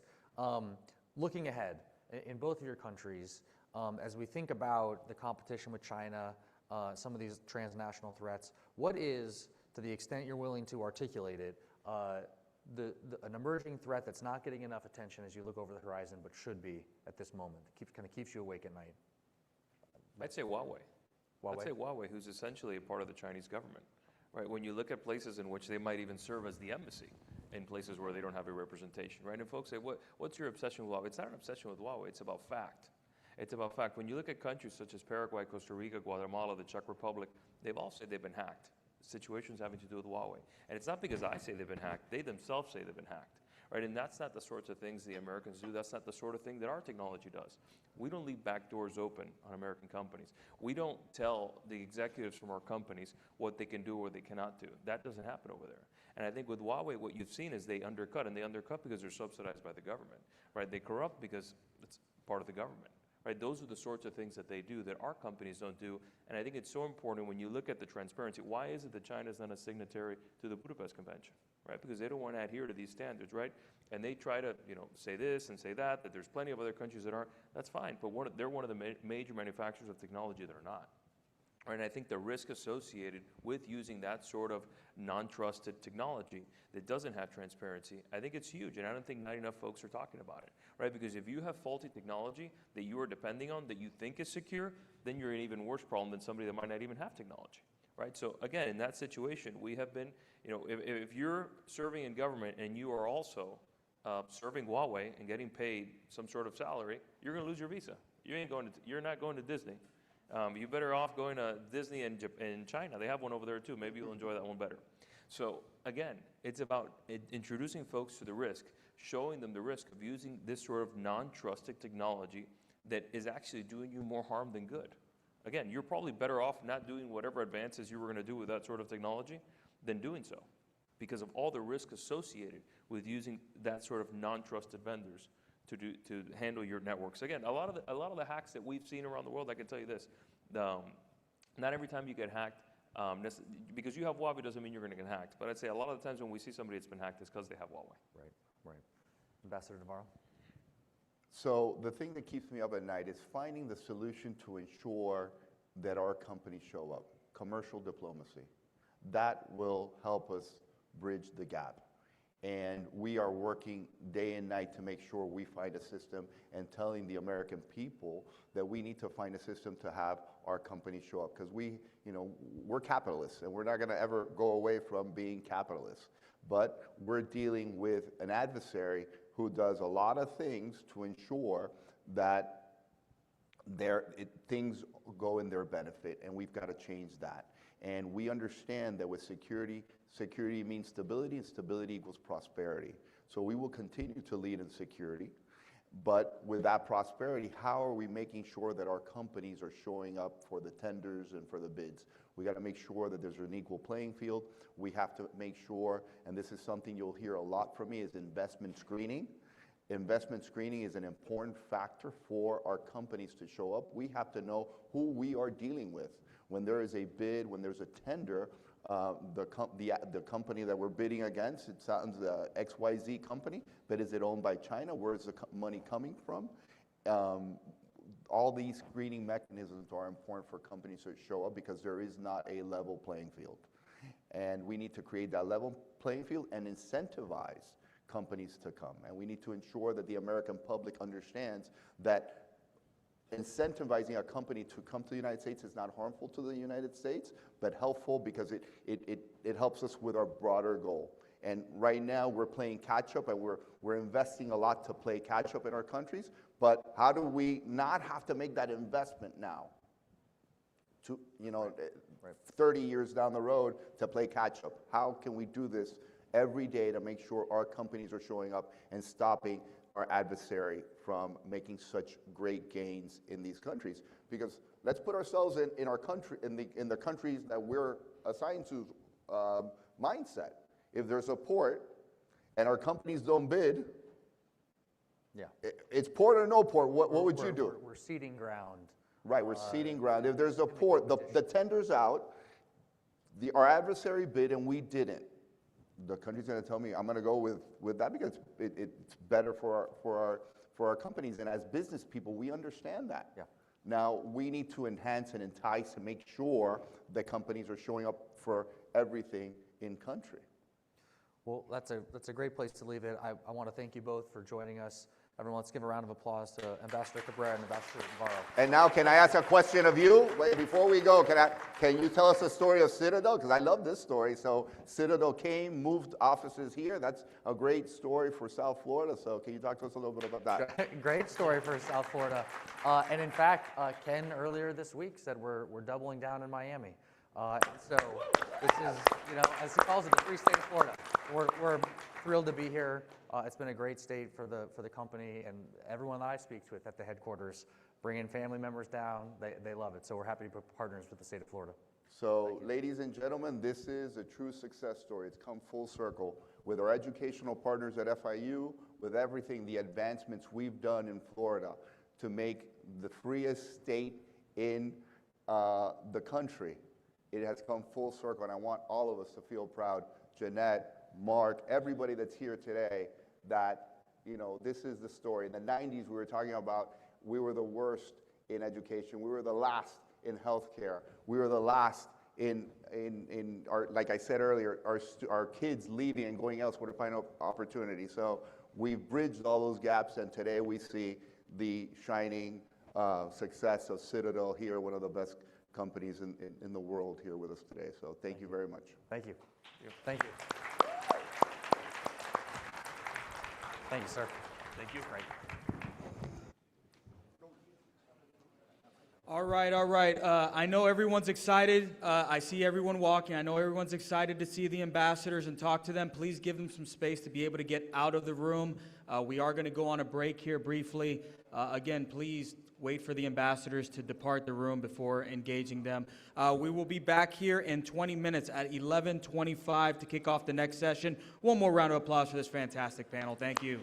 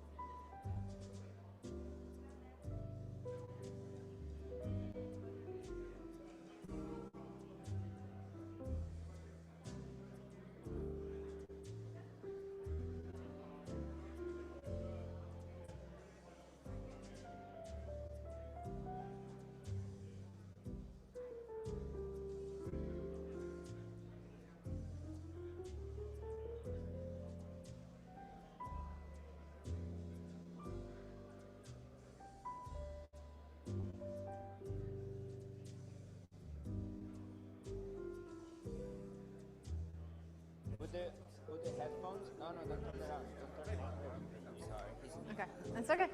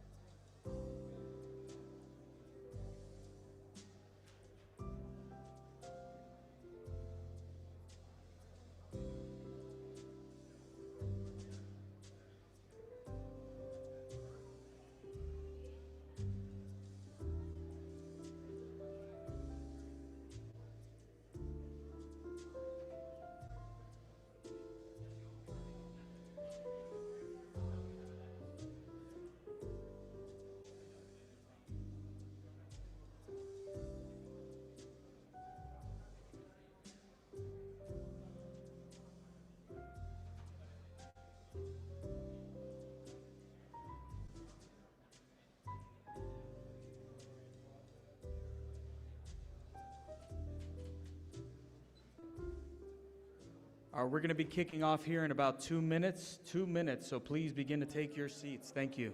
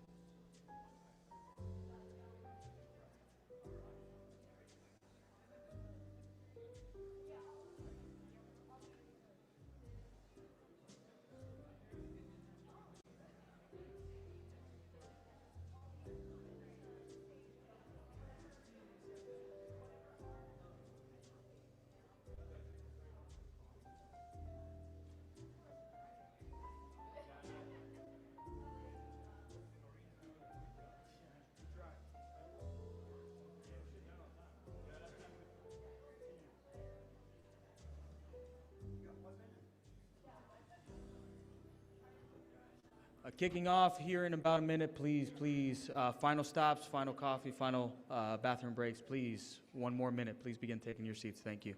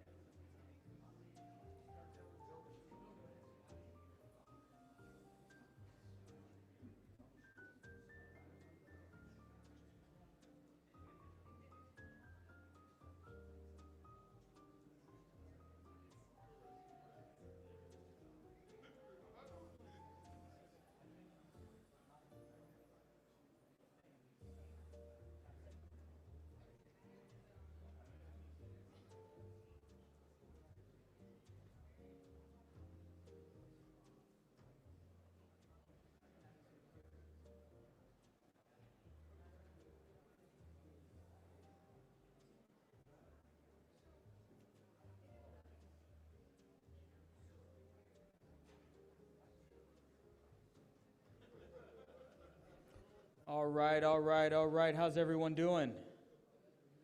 Oh, we haven't had enough cafecito during this break. How's everyone doing? All right, all right. So we're going to go ahead and kick off with our next session and discussion. Throughout these past few days, we've seen a number of student superstars introduce our panelists and engage with our different speakers. But we also want to recognize a lot of our team who has been helping put this event together. And you'll see a couple of them throughout the day introducing our next panelists. That includes our next introducer, Ms. Georgiana Clark, who is one of our cyber leads here at the university and at the Jack D. Gordon Institute for Public Policy. So to introduce our next panel and our next set of speakers, I want to bring up Ms. Georgiana Clark.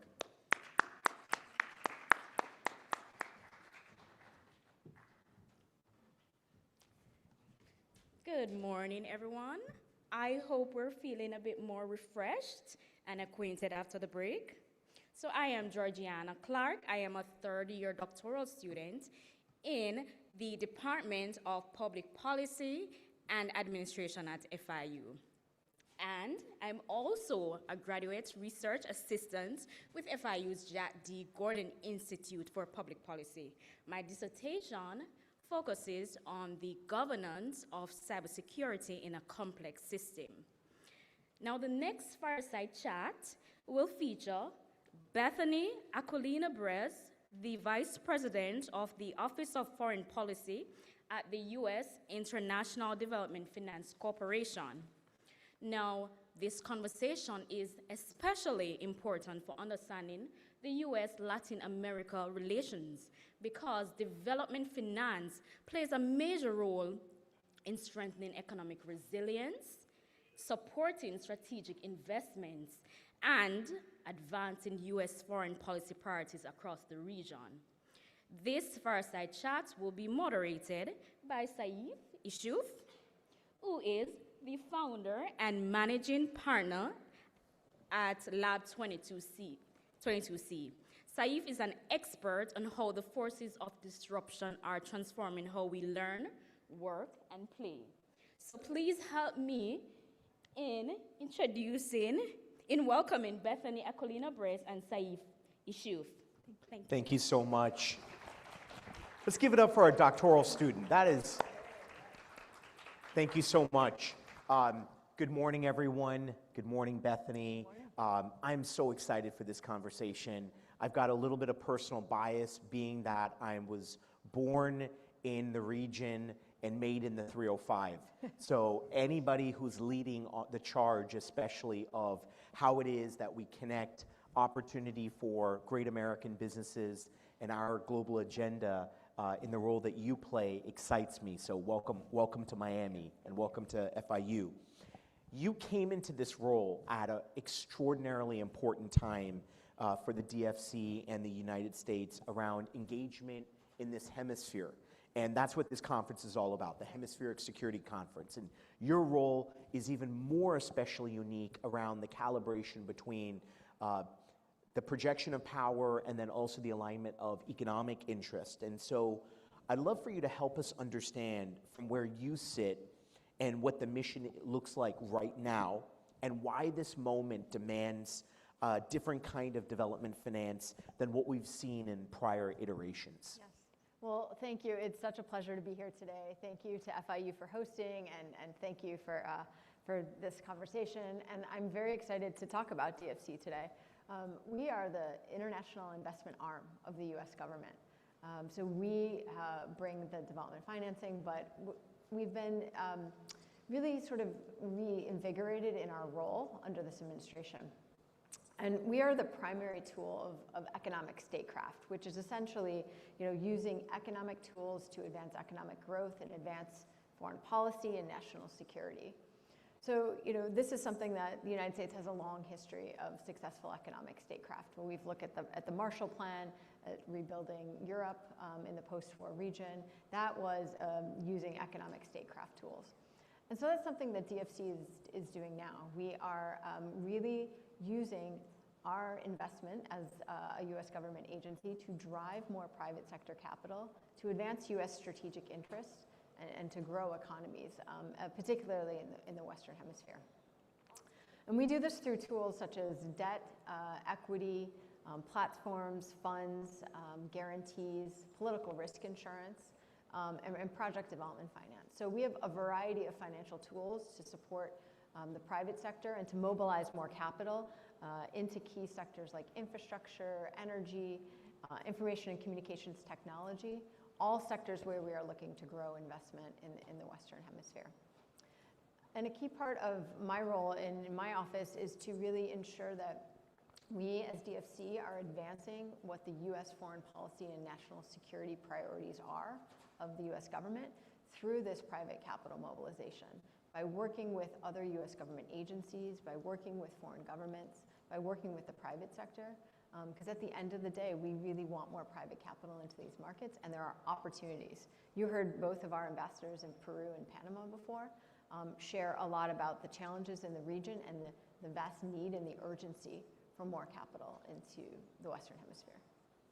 I love the way that what you described for all of us being at the conference here right now.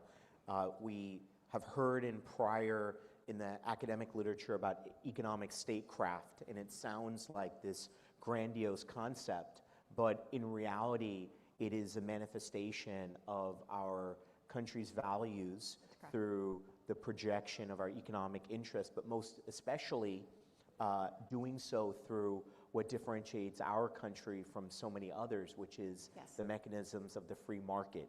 This is not grandma's retirement that's being mobilized. This is capital that is being strategically directed as a function of being able to illustrate for investors that there is an alpha, because those stewards of those capital are actually trying to seek a return. So I love that your framing is that, and that in this iteration that there are, it's a portfolio of vehicles through which this is possible. And I love that. And over the last few days, we've heard quite a bit between our formal representatives from government, whether it's our country of America or from our allies around the region, around capital as strategy. And the last few days, we've heard in the discussions the confluence of security, influence, and the competition for relationships right here in our hemisphere, in LATAM and the Caribbean. Where does DFC sit in that picture, and what does it look like from your vantage point around that calibration between development finance, mobilization of third-party private capital, and national security strategy when they're really synchronized towards maximum ROI? What does that look like from where you sit in the team that you're a part of? Yeah, so DFC really sits at this intersection of investment and national security. You've probably heard over the course of the week that economic security is national security. And under the U.S. national security strategy and the prioritization of the Western Hemisphere, we as America's deal team, we feel like we have a really important role to play here. I mean, a couple of things that make us different is that, we are a team of finance professionals. We have investment officers, people who are experienced bankers, experienced at structuring and advancing strategic investments that both mobilize private capital and are in the areas that advance U.S. strategic interests. We are also working very, very closely with other U.S. government agencies, including the White House, the State Department, the Department of War, again, because of the U.S. government's focus in this hemisphere and the role that DFC can play in driving those priorities. We really want to make sure that our investments are aligned with U.S. national security priorities.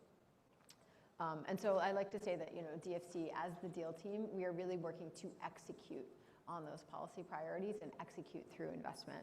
And we're also working closely with our private sector partners, both to understand, what sectors, what are their financing needs, what markets do they want to be in the region, in coordination with our embassies, like our ambassadors recently on the stage. We're really trying to understand more of what the market needs and then bring those companies and what the financing needs are. It's really important that we're all working together, again, to advance these national security priorities, and our lens is through investment. I think all of us can find it really refreshing to hear a leader in a role like yours in our government, even the self-perception of being a member of a deal team. because for those of us who've been out there in the private sector, and since I'm private sector, I can say what I want. So if I embarrass Randy or Brian, Bethany doesn't even have to laugh at the made for Twitter joke I'm going to make right now, which is that when you're out there and you're competing and you're an American company, in different iterations, sometimes it feels like you're alone.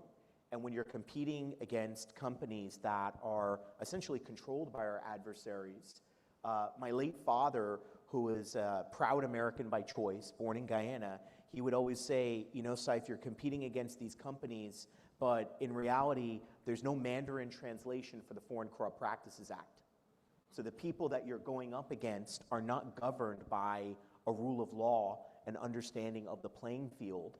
And so I think it changes the way we think about that operating landscape when we have representatives from our government who are thinking with a deal team type mentality. Right. It's not the old school trade promotion where they're trying to just meet a quota of the amount of folks to go on a trade mission so they hit their KPI for the quarter, versus they're able to actually effectively articulate, this is a deal. Like we're not sharing something, that we're not doing a service to you, we are actually helping you think through the type of alpha that you really need to be able to manifest for your investors. And I think that is just that perspective is such that commercial diplomacy focus that you correct is really, really key.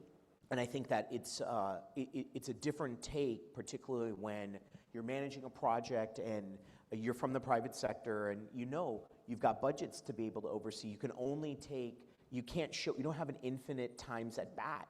If there's not an opportunity to see a conversion of an opportunity into something that is a real deal, then you can really move on. And so the framework that you've described with the DFC, I think that this is a really refreshing approach. And so I'm going to touch upon something that I think is occupying, as is appropriate, a disproportionate amount of, pun intended, energy from all of us, which is the attention around the alignment of energy, compute, and the infrastructure race that's underway right now, particularly when we think about the computational revolution and we think about the needs around AI.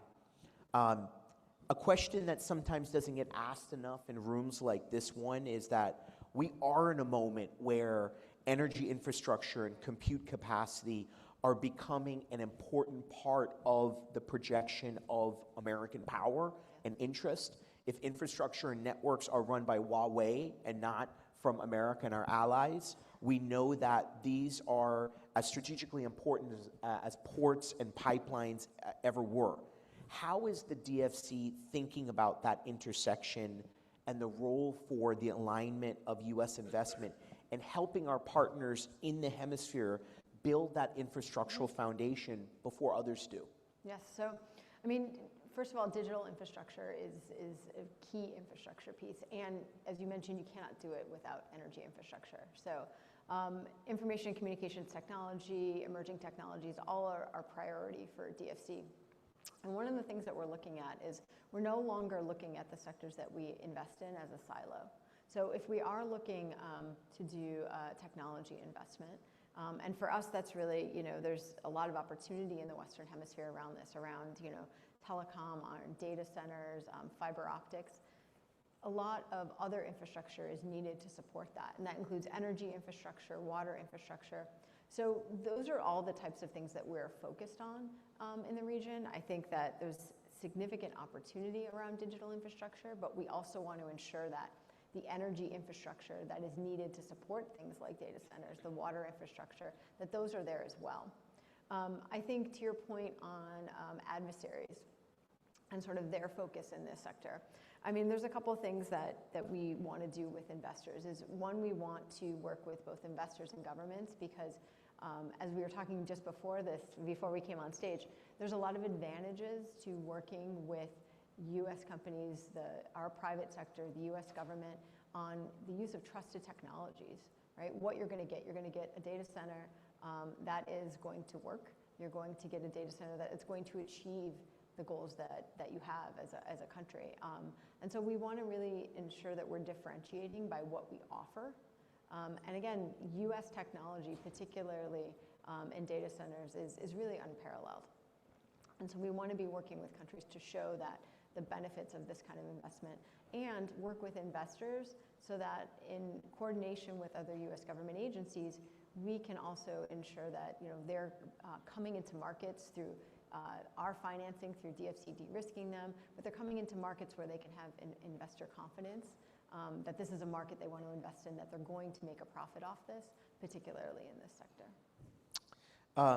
At this moment, when we think about where the opportunities reside, and I don't want to put you on the spot around picking and choosing specific countries, but there are a lot of us here that are curious to know, are there sectors or corridors in this hemisphere where you think the timeliness or the ripeness for opportunity for US-aligned investments is maybe significantly underappreciated now? So places that maybe are not making the headlines, but for folks that are out there that might be advising investment groups and American companies, what do you see based upon the time that you actually spend out there in the field that is not making the headlines right now? Yeah, I think for us, a couple of key things recently happened. DFC was recently reauthorized in December of 2025. And one of the key changes for us that impacts where we can work in the Western Hemisphere is it opened us up to more markets. So that's pretty key, right? That means almost the entire Latin American and Caribbean is open for DFC to support investment. And I think that's really important because what that did is across the key sectors that we're focusing on. So the second part is the sectors that we're really looking at in infrastructure, in energy, in technology, in critical minerals. There's a lot more opportunity now than we've ever had before. And there are some very, very sort of resource-rich markets. There's some good opportunity when it comes to AI and data centers in some of these markets. So, what we're focused on is increasing investment in those sectors across the Latin America and Caribbean, again, in all of the markets in which we can work in right now. So those are pretty key priorities for us. And those are sectors that really align with a lot of the things that we're trying to advance as part of the US government and advancing as part of our national security strategy, both in the US interest, but also in these countries' interests as well. I think that I love that last piece that you said because we've heard from some of the representatives of our country that are serving as ambassadors that the message that gets brought, particularly to the host countries, is that it's not just about what's strategically advantageous for American interests. Right. It's also about what's in the sort of long-term enduring benefit of the host countries. And I think that nuanced adjustment, I think, is a major differentiator in economic statecraft. Yeah. Because we don't need to sort of cite the laundry list of boondoggle projects that have happened from our adversaries, particularly around LATAM and the Caribbean. But if you, for those of you and those of us who spend time in the region, there's no shortage of highways and stadiums and hospitals and all kinds of other stuff doesn't work. Right. And if you care about the world, and also for a lot of us who are here at this conference who might have a heritage tie to these countries, it's not a great feeling when you go there and you realize that not just, okay, an American company didn't get the business, but these countries that have lots of people that are upwardly striving are being fleeced of their resources. So I think it's a big differentiator, that little nuance where, yes, it is good for us and securing our interests, but it is about the enduring interest of our allies and host countries around the region. And it's showing, there are things where, to your point on both of us having interest in things. I mean, if you look at port infrastructure that we are looking at investing in, if you look at rail infrastructure, at minerals infrastructure, there's a clear benefit to both. But the key part of this is that, if we are going to support the private sector and invest in a port development or things like that, we are going to build for something that is enduring, right? Yeah. We are going to build for economic benefit. And those are things that are very important to us. And we have, fantastic chiefs of mission, ambassadors, chargés across the region. Their focus on sort of increasing investment in these markets, in these key sectors, in these key assets, is something that, we're really proud to be a part of. I love that. And for anybody who's never experienced that, I'll just sort of pull aside for a second. I recently was visiting some family in Guyana, and there was I got into a fierce barbecue debate with an extended family member because there was a comment about one of our leaders in our government, our American government, visited Guyana, and there's a new highway built by the Chinese, and when they came back, they called it Concussion Highway. And my extended cousin was, that was taking umbrage with that. And I said, let me ask you something. Would you want to take, if one of your kids was expecting a child, would you want to take them on that highway? I said, we're not talking about what America lost out on. We're talking about your tax dollars went to something that's broken. So this really shows up in a way that touches and feels everyone throughout our hemisphere.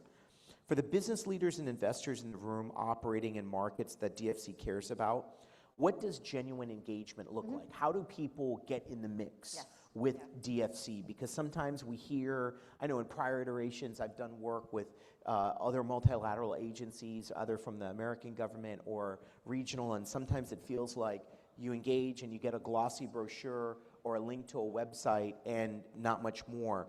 Not just the application process, but what does the mindset and preparation for those private sector folks need to look like to really land on a project that's worth a serious conversation? This is a great question because I think a couple of things and a couple words of advice I would give is that, one, really come to us with already that strategic alignment in mind, right?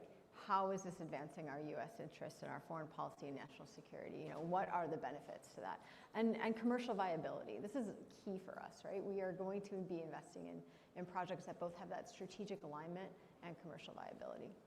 Another key thing is if you can come to us already sort of with a well-defined project, with a financing ask. We would love to see a detailed sort of financial plan, a detailed pitch deck. What is the management structure of your company? Coming in with all of those. I mentioned before that DFC is full of fantastic investment professionals, many who've come from the private sector. And so these are things that you would come, if you're seeking private sector financing, you're going to come with all of these things.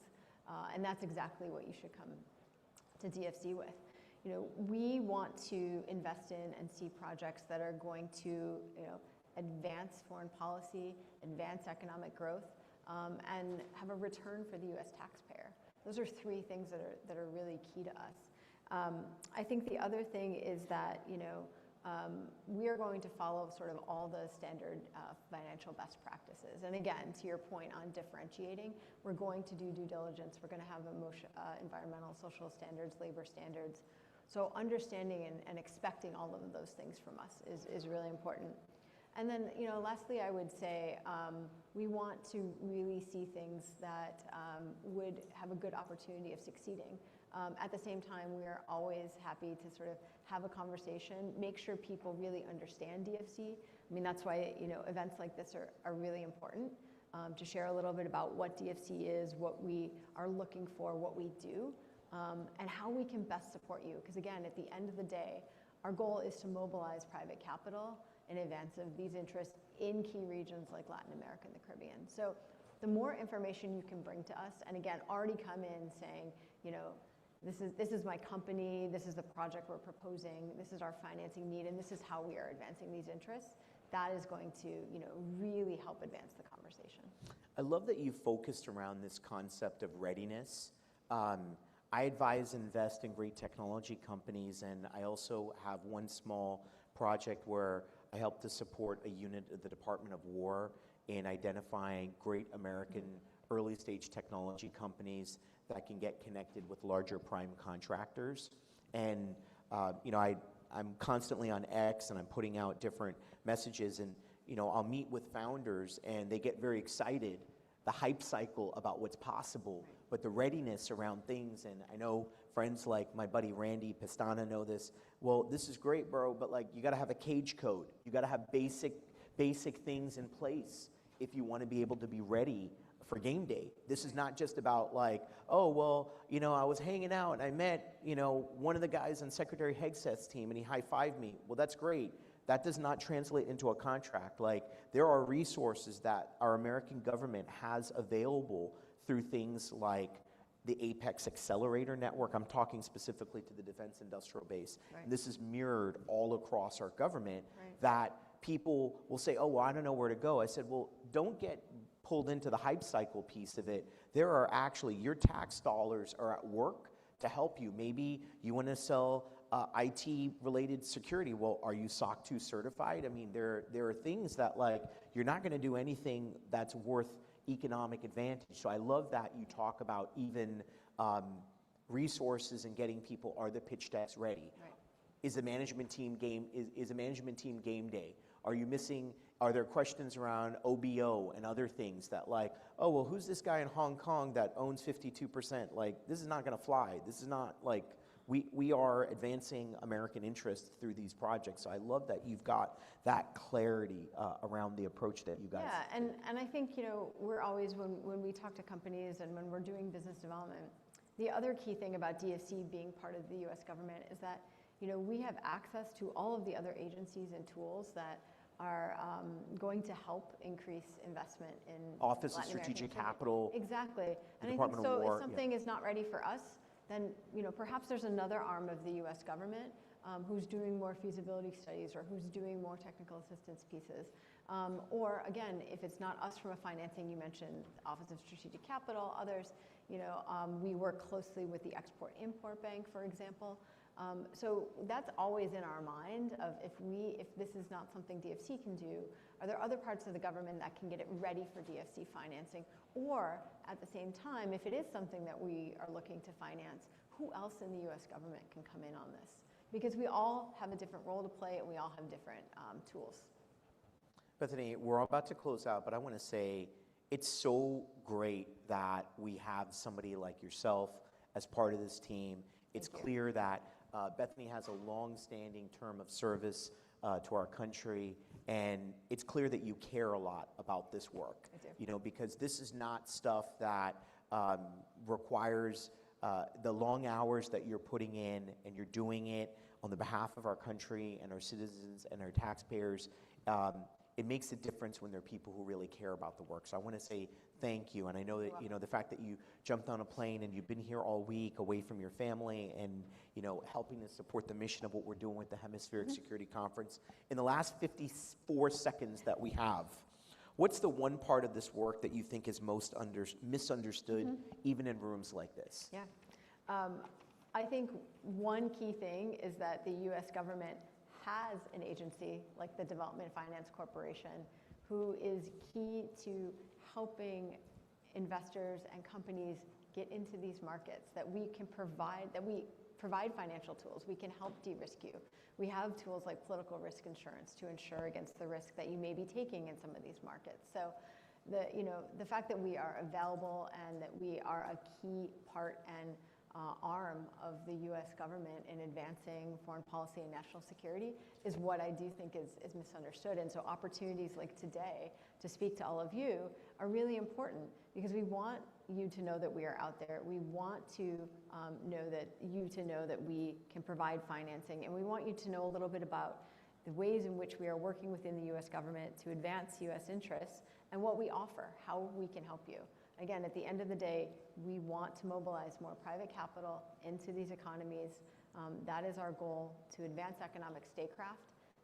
And so we want to make sure you know who we are, what we do, and how you can find us. I love that. President Reagan is listening in from the great beyond, and he's smiling, hearing that there's actually a unit of the government that is here to help and helping Americans. So thank you so much. Bethany, please join me in giving a warm applause to Bethany from DFC. Thank you.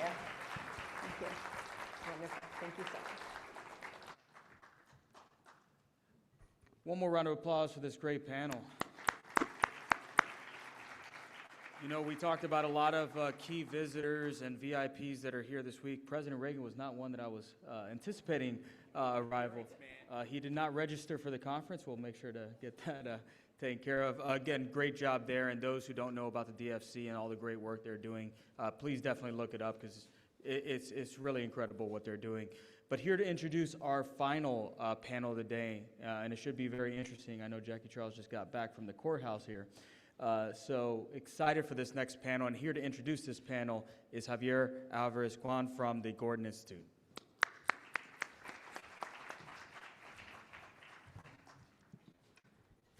Good afternoon, everyone. I'm Javier Alvarez, a research coordinator with the Jack D. Gordon Institute and a reserve officer with the U.S. Coast Guard.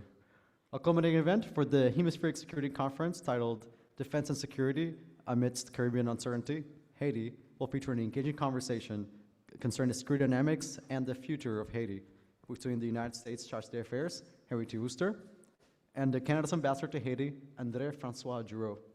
I'll be moderated by Ms. Jacqueline Charles, who is the correspondent for Haiti and the Caribbean at the Miami Herald, a Pulitzer Prize finalist, and the recipient for 2018's Maria Cabot Prize Award for journalism.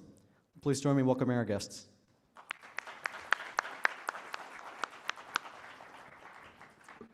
Thank you, ambassadors, for being here, because I know both of you are very, very busy. I wanted to start the conversation with the one topic that is on everybody's mind who pays attention to Haiti, and it is security. We see that the UN recently authorized the gang suppression force, which was heavily backed and led by the United States. And so I would like to just start in terms of where we are with the deployment of that force. There seems to be some bottlenecks, things are moving slow. We'll start with you, Ambassador Wooster. Where are we? And then we will come to you, Ambassador Giroux. Yeah, so Jackie, you mentioned the notion of bottlenecks. Look, it's important to understand that what we're putting together in the GSF, the Gang Suppression Force, this is coalition diplomacy, and on the one hand, you have that, and then you also have the logistics and the military might of putting together, generating a force, and the logistics attendant with that from multiple countries worldwide. That's a long-winded way of saying it gets complicated. And the fact is that coalitions, you're going to have one or another issue, such as the conflict in the Strait of Hormuz, Iran. This is slowing down some of the logistics, one or another thing. There are always things that you can't build into any planning. But the key thing to bear in mind is that the schedule, in accordance with the UN Security Council resolution, is that we would attain what is called full operational capability, that would be attained by September of this year. So you begin force flow in the summer, which is already underway. We have representatives from all the troop contributing countries, meaning troops and personnel, their initial contingents, who are and have been already on the ground in Haiti. They're doing what we call induction training during the first few weeks when they arrive in country. Once that takes about 2 weeks, and then operations can begin. So we're looking at a June timeline, or possibly later this month, for operations to already begin, and again, reaching full capacity by September. Okay. Ambassador Giroux, can you talk a little bit about Canada's contribution in terms of the GSF, and do you have any concerns in terms of this timeline? No, and maybe the first thing I would love to say is that thank you to the tremendous U.S. leadership. Yes, it takes time to mobilize 5,500 to deploy them, but I would say overall we did it, or we're doing it. And as frustrated as I am in the sense that these things take time, I think we're very much on schedule. So it's something that it's hard to explain, but I think Ambassador Wooster did a wonderful. It is complex. One problem's wait for another one, but what I've seen is definitely the standing group of partner members being mobilized and in problem-solving mode. So from a Canadian perspective, of course, we're joined at the hip with our friend here, trying to facilitate. There are numbers of individuals who are working back in Ottawa, in Washington, in the Bahamas, in El Salvador, helping to design all that it takes to make this force operational. The UN has done a tremendous job, and again, it was not, there was this proposal to go to the UN Security Council, do this UN supported mission with a very different style of mandate, and the UN has delivered. It is providing the support for the mission as was required. So from Canada's perspective, we feel that there are every reason to be optimistic, cautiously, because this is Haiti, let's be honest. There will be roadblocks, but I do feel that the fear is switching sides, and very soon we will start seeing the results. And speaking of Haiti, both of you are on the ground. I mean, what do you view as the biggest challenge for the GSF once it gets deployed and up and moving? Start with you. The GSF has a fairly, it has a defined mandate. It's going to go in with the PNH, stabilize the security situation, detain individuals, and then hand them over to the Haitian authorities. This is where right now a lot of attention is going into making sure that once the Haitian authority receive these detainees, that they have the tools, the ability to do what is required. Well, we still don't have a prison. Well, we are working on that, and this is, to me, this is where the challenge are going to be, right? To make sure that these individuals are, face justice and are treated with the responsibility that we owe them to for that matter. Ambassador Worcester. Let me offer you a slight twist on that. Because it falls in line with the same timeline that you're focused on now, Jackie, which is deployment, getting people in. The other side of this problem is that we need to be addressing, working on, thinking immediately, right now. What are we going to do when the guns go quieter? What are we going to do then? That is not something that you can achieve success on in that moment. You need to be doing that work today. It has to be happening, and that's consolidating what Ambassador Giroux is mentioning now in the terms of detainees, a justice system, or DDR, to use the foreign policy speak on it, but additionally looking at the economic angles here, which are really difficult because there's nobody who works in an economic space who doesn't understandably and correctly insist on, well, you got to give me some stability first. But you can't wait to do the planning once you have attained one or another degree of stability. And Jackie, I would also add that the other thing to bear in mind throughout is, what are we doing here? The notion of attaining stability, or to use the term that in the US foreign policy lexicon we use, baseline stability. We are improving the security situation to a standard whereby society and the state, human beings, can function. That's the objective of baseline stability. The state is in charge, not the gangs. It's the state who sets the pace of what that society is doing, not the gangs. Those are the crucial things that we are trying to do now. No, the United States, also no mass illegal migration to US shores. Those are our objectives, and it's important to understand what we mean. I think there are a lot of folks who will often come at this issue, and I've seen this, not with all, but with some analysts, some observers, and certainly not in your case with op-ed writers, but with some I have seen whereby they're expecting the lion and the lamb, in effect the second coming of Christ, to be delivered through some force, which is clearly not the way practitioners of foreign policy think about it. So just want to put that in there as a marker so that as we talk about this whole situation, we understand what we're doing. We are looking to improve security, which means heightened stability. We are not providing an antidote that cures, once taken, all the ills. So I'm glad you brought that up, because I actually had that as a third question. I was afraid you might. But I was going to go to elections, but I'm going to hold off on elections for a second, but to build on what you just said, beyond elections, and beyond stability, well, let's say beyond working in cohesion with the GSF, what are the expectations of each of your governments for this transition that's in place at the moment?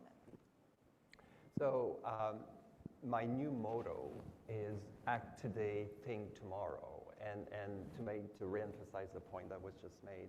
But we do have a unique opportunity. My view is we will stabilize, bring back some security. We will create the conditions for elections.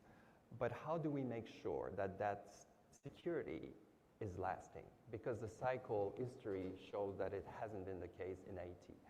So it's by rebuilding the justice system. It's by making sure that there are economic opportunities. The criminality has become an economic ecosystem. We have to replace it with something else. So our expectations is that the transitional authorities, acting today but thinking tomorrow, will set the foundation for a credible justice system that will go after those who are fueling insecurity, that are financing insecurity, that are creating those crime of mass.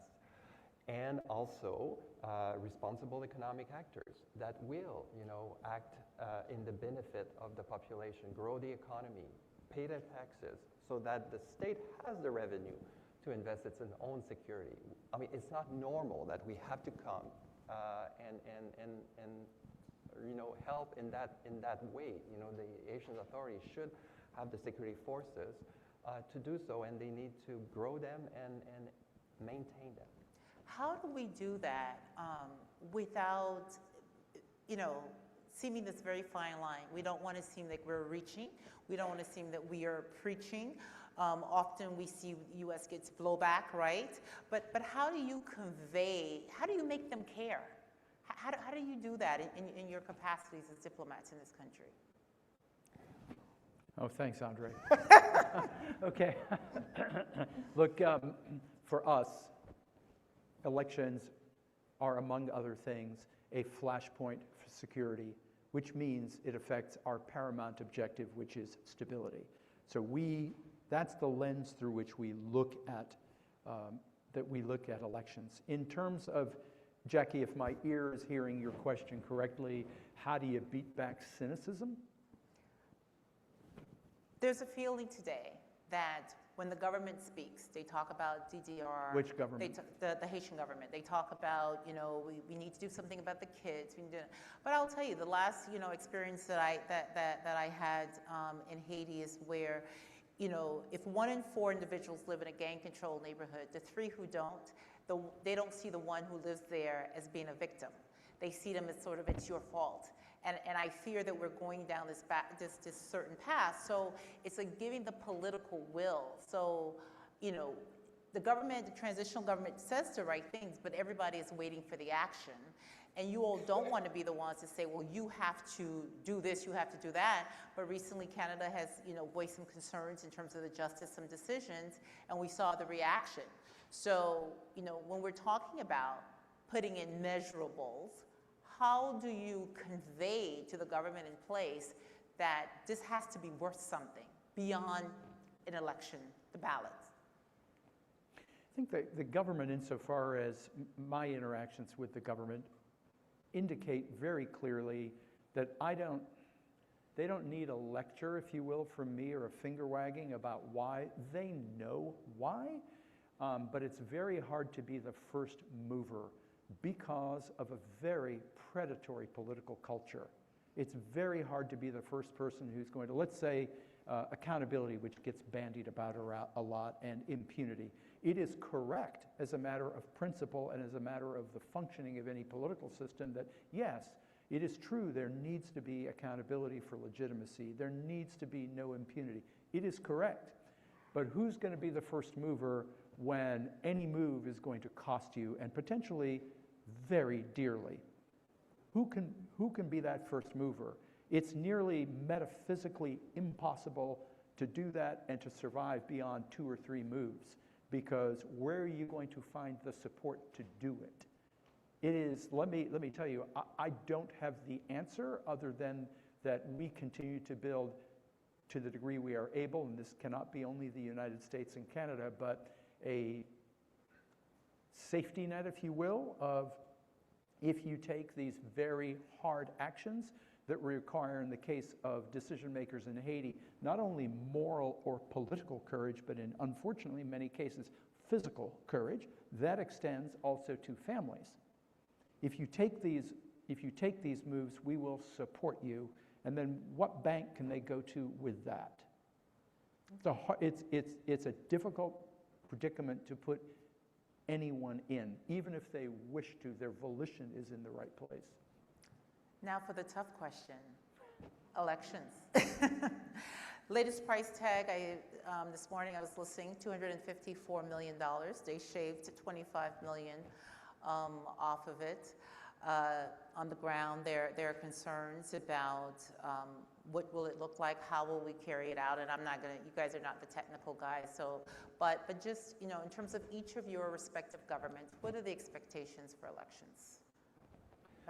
Well, the conditions need to be there, but our expectations is that you've got to plan now and have confidence that security will meet you at one point in the future, and then you'll be ready to proceed with elections. For Canada perspective, we feel that our three priorities are basically, giving back Asian security, their constitutional and sovereign right to choose their leaders, because nobody, they're full of good wills, but they haven't been chosen by the population, and we feel that that comes with some legitimacy, and elections will also provide a timeline where a elected government can actually do something, because right now it's I'm only here temporarily.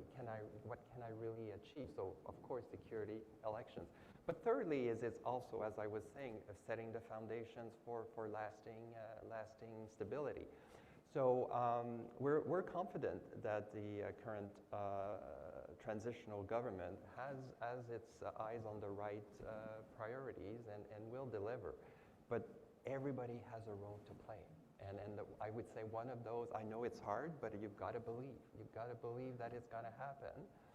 And you've got to start sticking your neck out, because it's true, the first mover.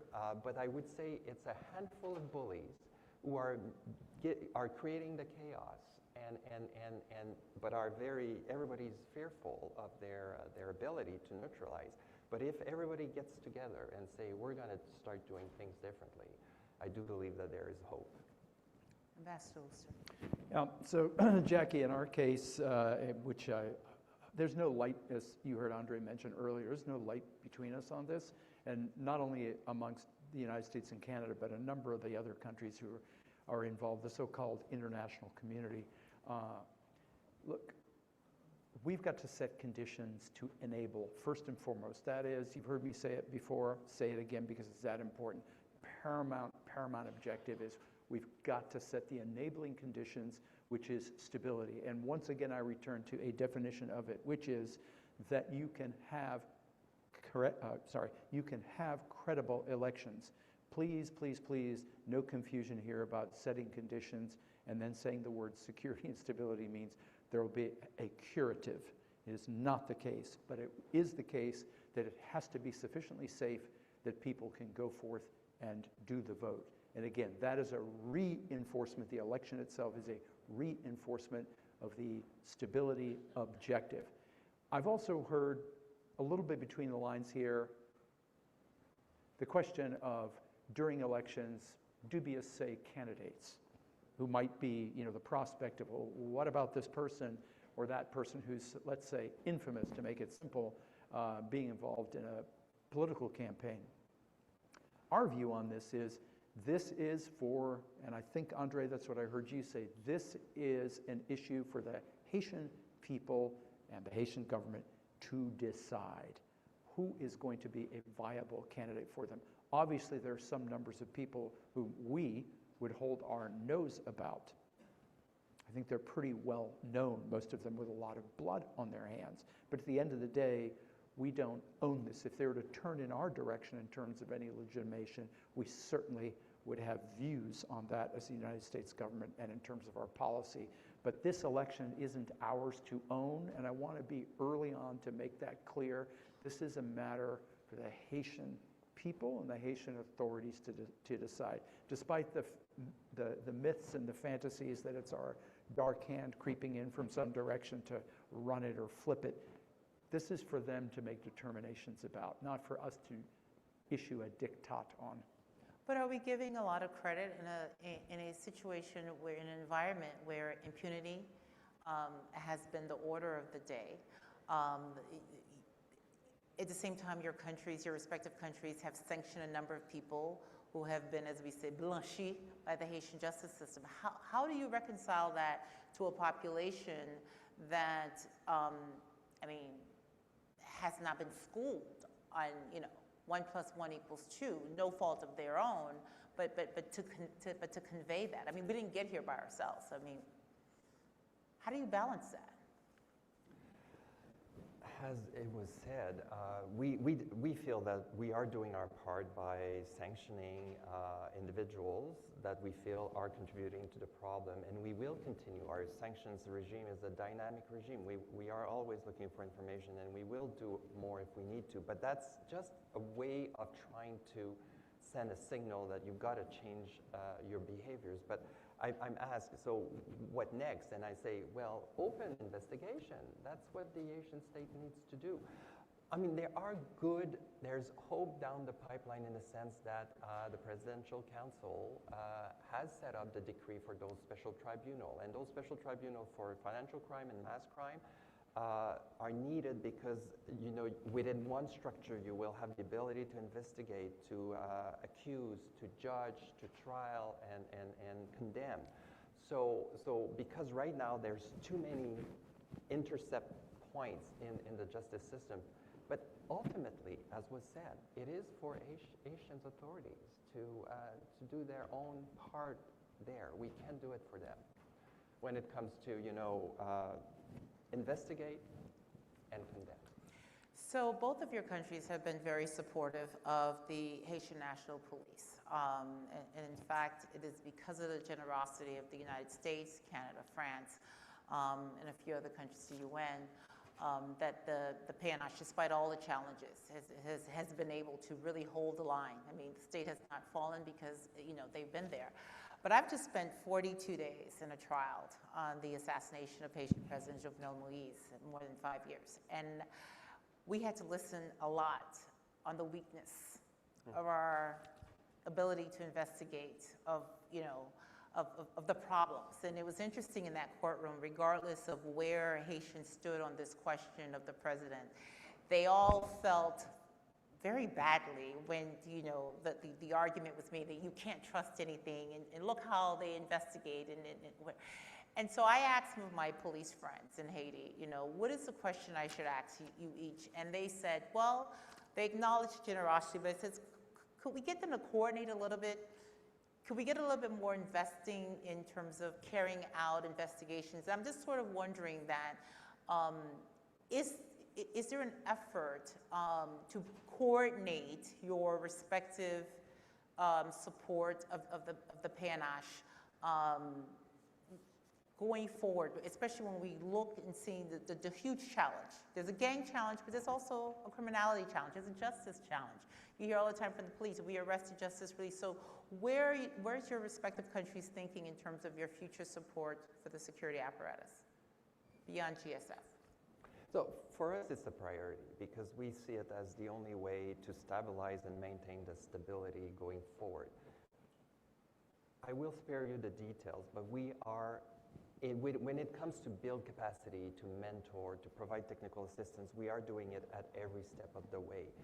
But ultimately, and this is the feedback I get from my police advisor, there's that glass ceiling, political will, right? And this is why we need those special tribunals. People know what they need to do. It's just the problem is right now there's just too much interference, politically, economically, into the justice chain. So the transitional government has a real opportunity. The tribunals were created, but I can tell you, nobody wants them. Nobody who has influence and power in Haiti wants those tribunals to be successful. We know that, and we see it every day because every excuse is used to delay their implementation.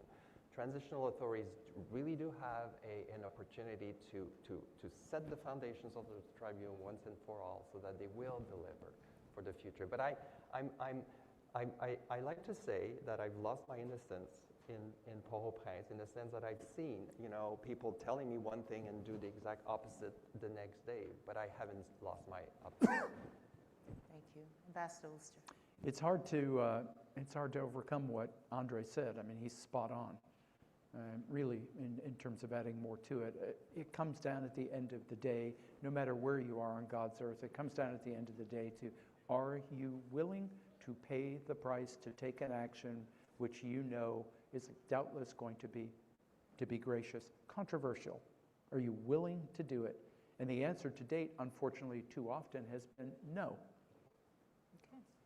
As we wrap up, my last question for you, you can pick either one.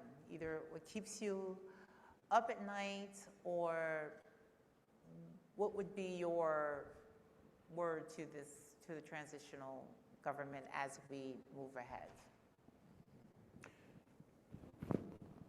I would offer this in terms of what keeps me up at night. What keeps me up at night is the fact that, like a number of problems I've worked on before over the course of my career, Haiti goes into the too hard box. So governments, and I'm here talking outside of Haiti, governments stop thinking about the feasibility, the achievability, the realism of whether or not something can in fact be achieved, because they've already decided it's not possible. And so they don't think anymore. And when that goes into a group, let's use the blandishment, international community, it becomes a cancer. And it's corrosive and it's deadly. And that's where Haiti sits now, because for understandable reasons, we've had fatigue, so-called Haiti fatigue. We get it. There's been chronic dysfunction. People get disheartened, they get disappointed, they get frustrated, they get angry. But it's this placing of the problem set into the too hard box and stopping thinking that not only inhibits but prohibits the ability of action to be taken for a problem that, let's acknowledge, is damn hard, but it's not impossible. It's hard but not impossible. That's one. And the second and last one I would offer is the fact that the problem I mentioned a moment ago, the economy. The economy, you've got to be working. This cannot be this necrotic tissue that is the fabric, if you'll work with my metaphors here, of the Haitian state and of Haitian society that are either dead or dying. They've got to get lifeblood back into them, and that's not going to come through the Haitian National Police. Let's say they were fantastic. It's still not going to come from them. It's not going to come from the UN. It's got to come from an economic basis. It's got to come from a viable society. It's got to come from the ability of a Haitian citizen to believe that they can, in fact, put shoes on the baby's feet, they can, in fact, put food on this table, and they can, in fact, get a roof over their head. They can, in short, exist, survive, live, that can happen. And right now, that's a very dicey proposition for even a generously minded thinker inside of Haiti. That has to be addressed through the economy. And that's a longer exposition of how and what and so forth, but those are the two things that keep me up at night. Ambassador. Very quickly, it's for me, it's exactly referring to the AT fatigue. We're doing this major lift, and I feel that it's our last chance to get it right, and we can't afford to not to, but we can do it all, as was explained, and we need to make sure that this one, it's lasting, and it will come from, in my view, a strong justice system, but a strong economy as well that will create opportunity, that will be more attractive than criminality. Thank you both. Really appreciate you being here. I know you're very busy. Thank you.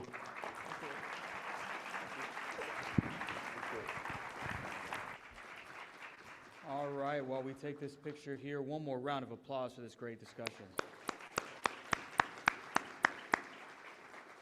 All right, we're about to conclude here shortly, but I want to do a few special recognitions to all of our partners here for Florida International University who supported Ty, the foundation, I don't know if Mario's still here, Mario Montoto, great partner of FIU, as well as all the different supporters that are here, that have continued to be with us year in, year out, and definitely want to appreciate everyone for sticking around for these great discussions.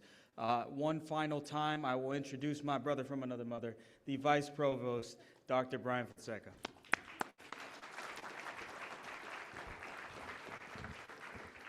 We actually might be brothers. I'm not sure. It feels that way. I'm here for two reasons only. Reason one, I want to thank you all for being here. By the way, this is the hardcore group, those that stayed in the trenches all the way through the program. And I appreciate you all being here. I mean, this has been an enormous lift. We're talking 3 days of programming, actually 3.5 days of programming, 80 plus speakers, incredible thought leadership covering an amazing ground of competition and challenges, and more importantly, policy options for the region. We had 16 side events. They included our students, bilateral meetings between officials from regional and U.S. governments. And so it's been an incredibly powerful day. So I appreciate you guys being here. Miami is the center of gravity for this conversation. So that was one. Two, and this is the most important, all of these people standing up over here, you guys got to stand up too. This would not have happened. This was not me. This was not Randy. This was them. So please join me in a round of applause.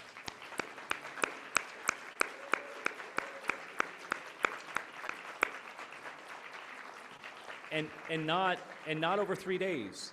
This is this team over months of planning and hard work. I think some food fights on occasion, maybe some 4-letter words dropped every now and again. I can't confirm or deny that. But certainly a lot of passion that went into making sure that this convening was going to be as thoughtful and meaningful as it was. And so again, I'm grateful for the village I get to be a part of. Again, we started this 11 years ago. Christine Calabrese from U.S. Southern Command. We've been in the trenches with Southcom to ensure that this was a component that served as a force multiplier, for our partners in the U.S. government to convene thought leadership to, address these really complex issues. My last shout out will be to my brother from another mother, the MC of this event, Randy Pistano. So give me one last one.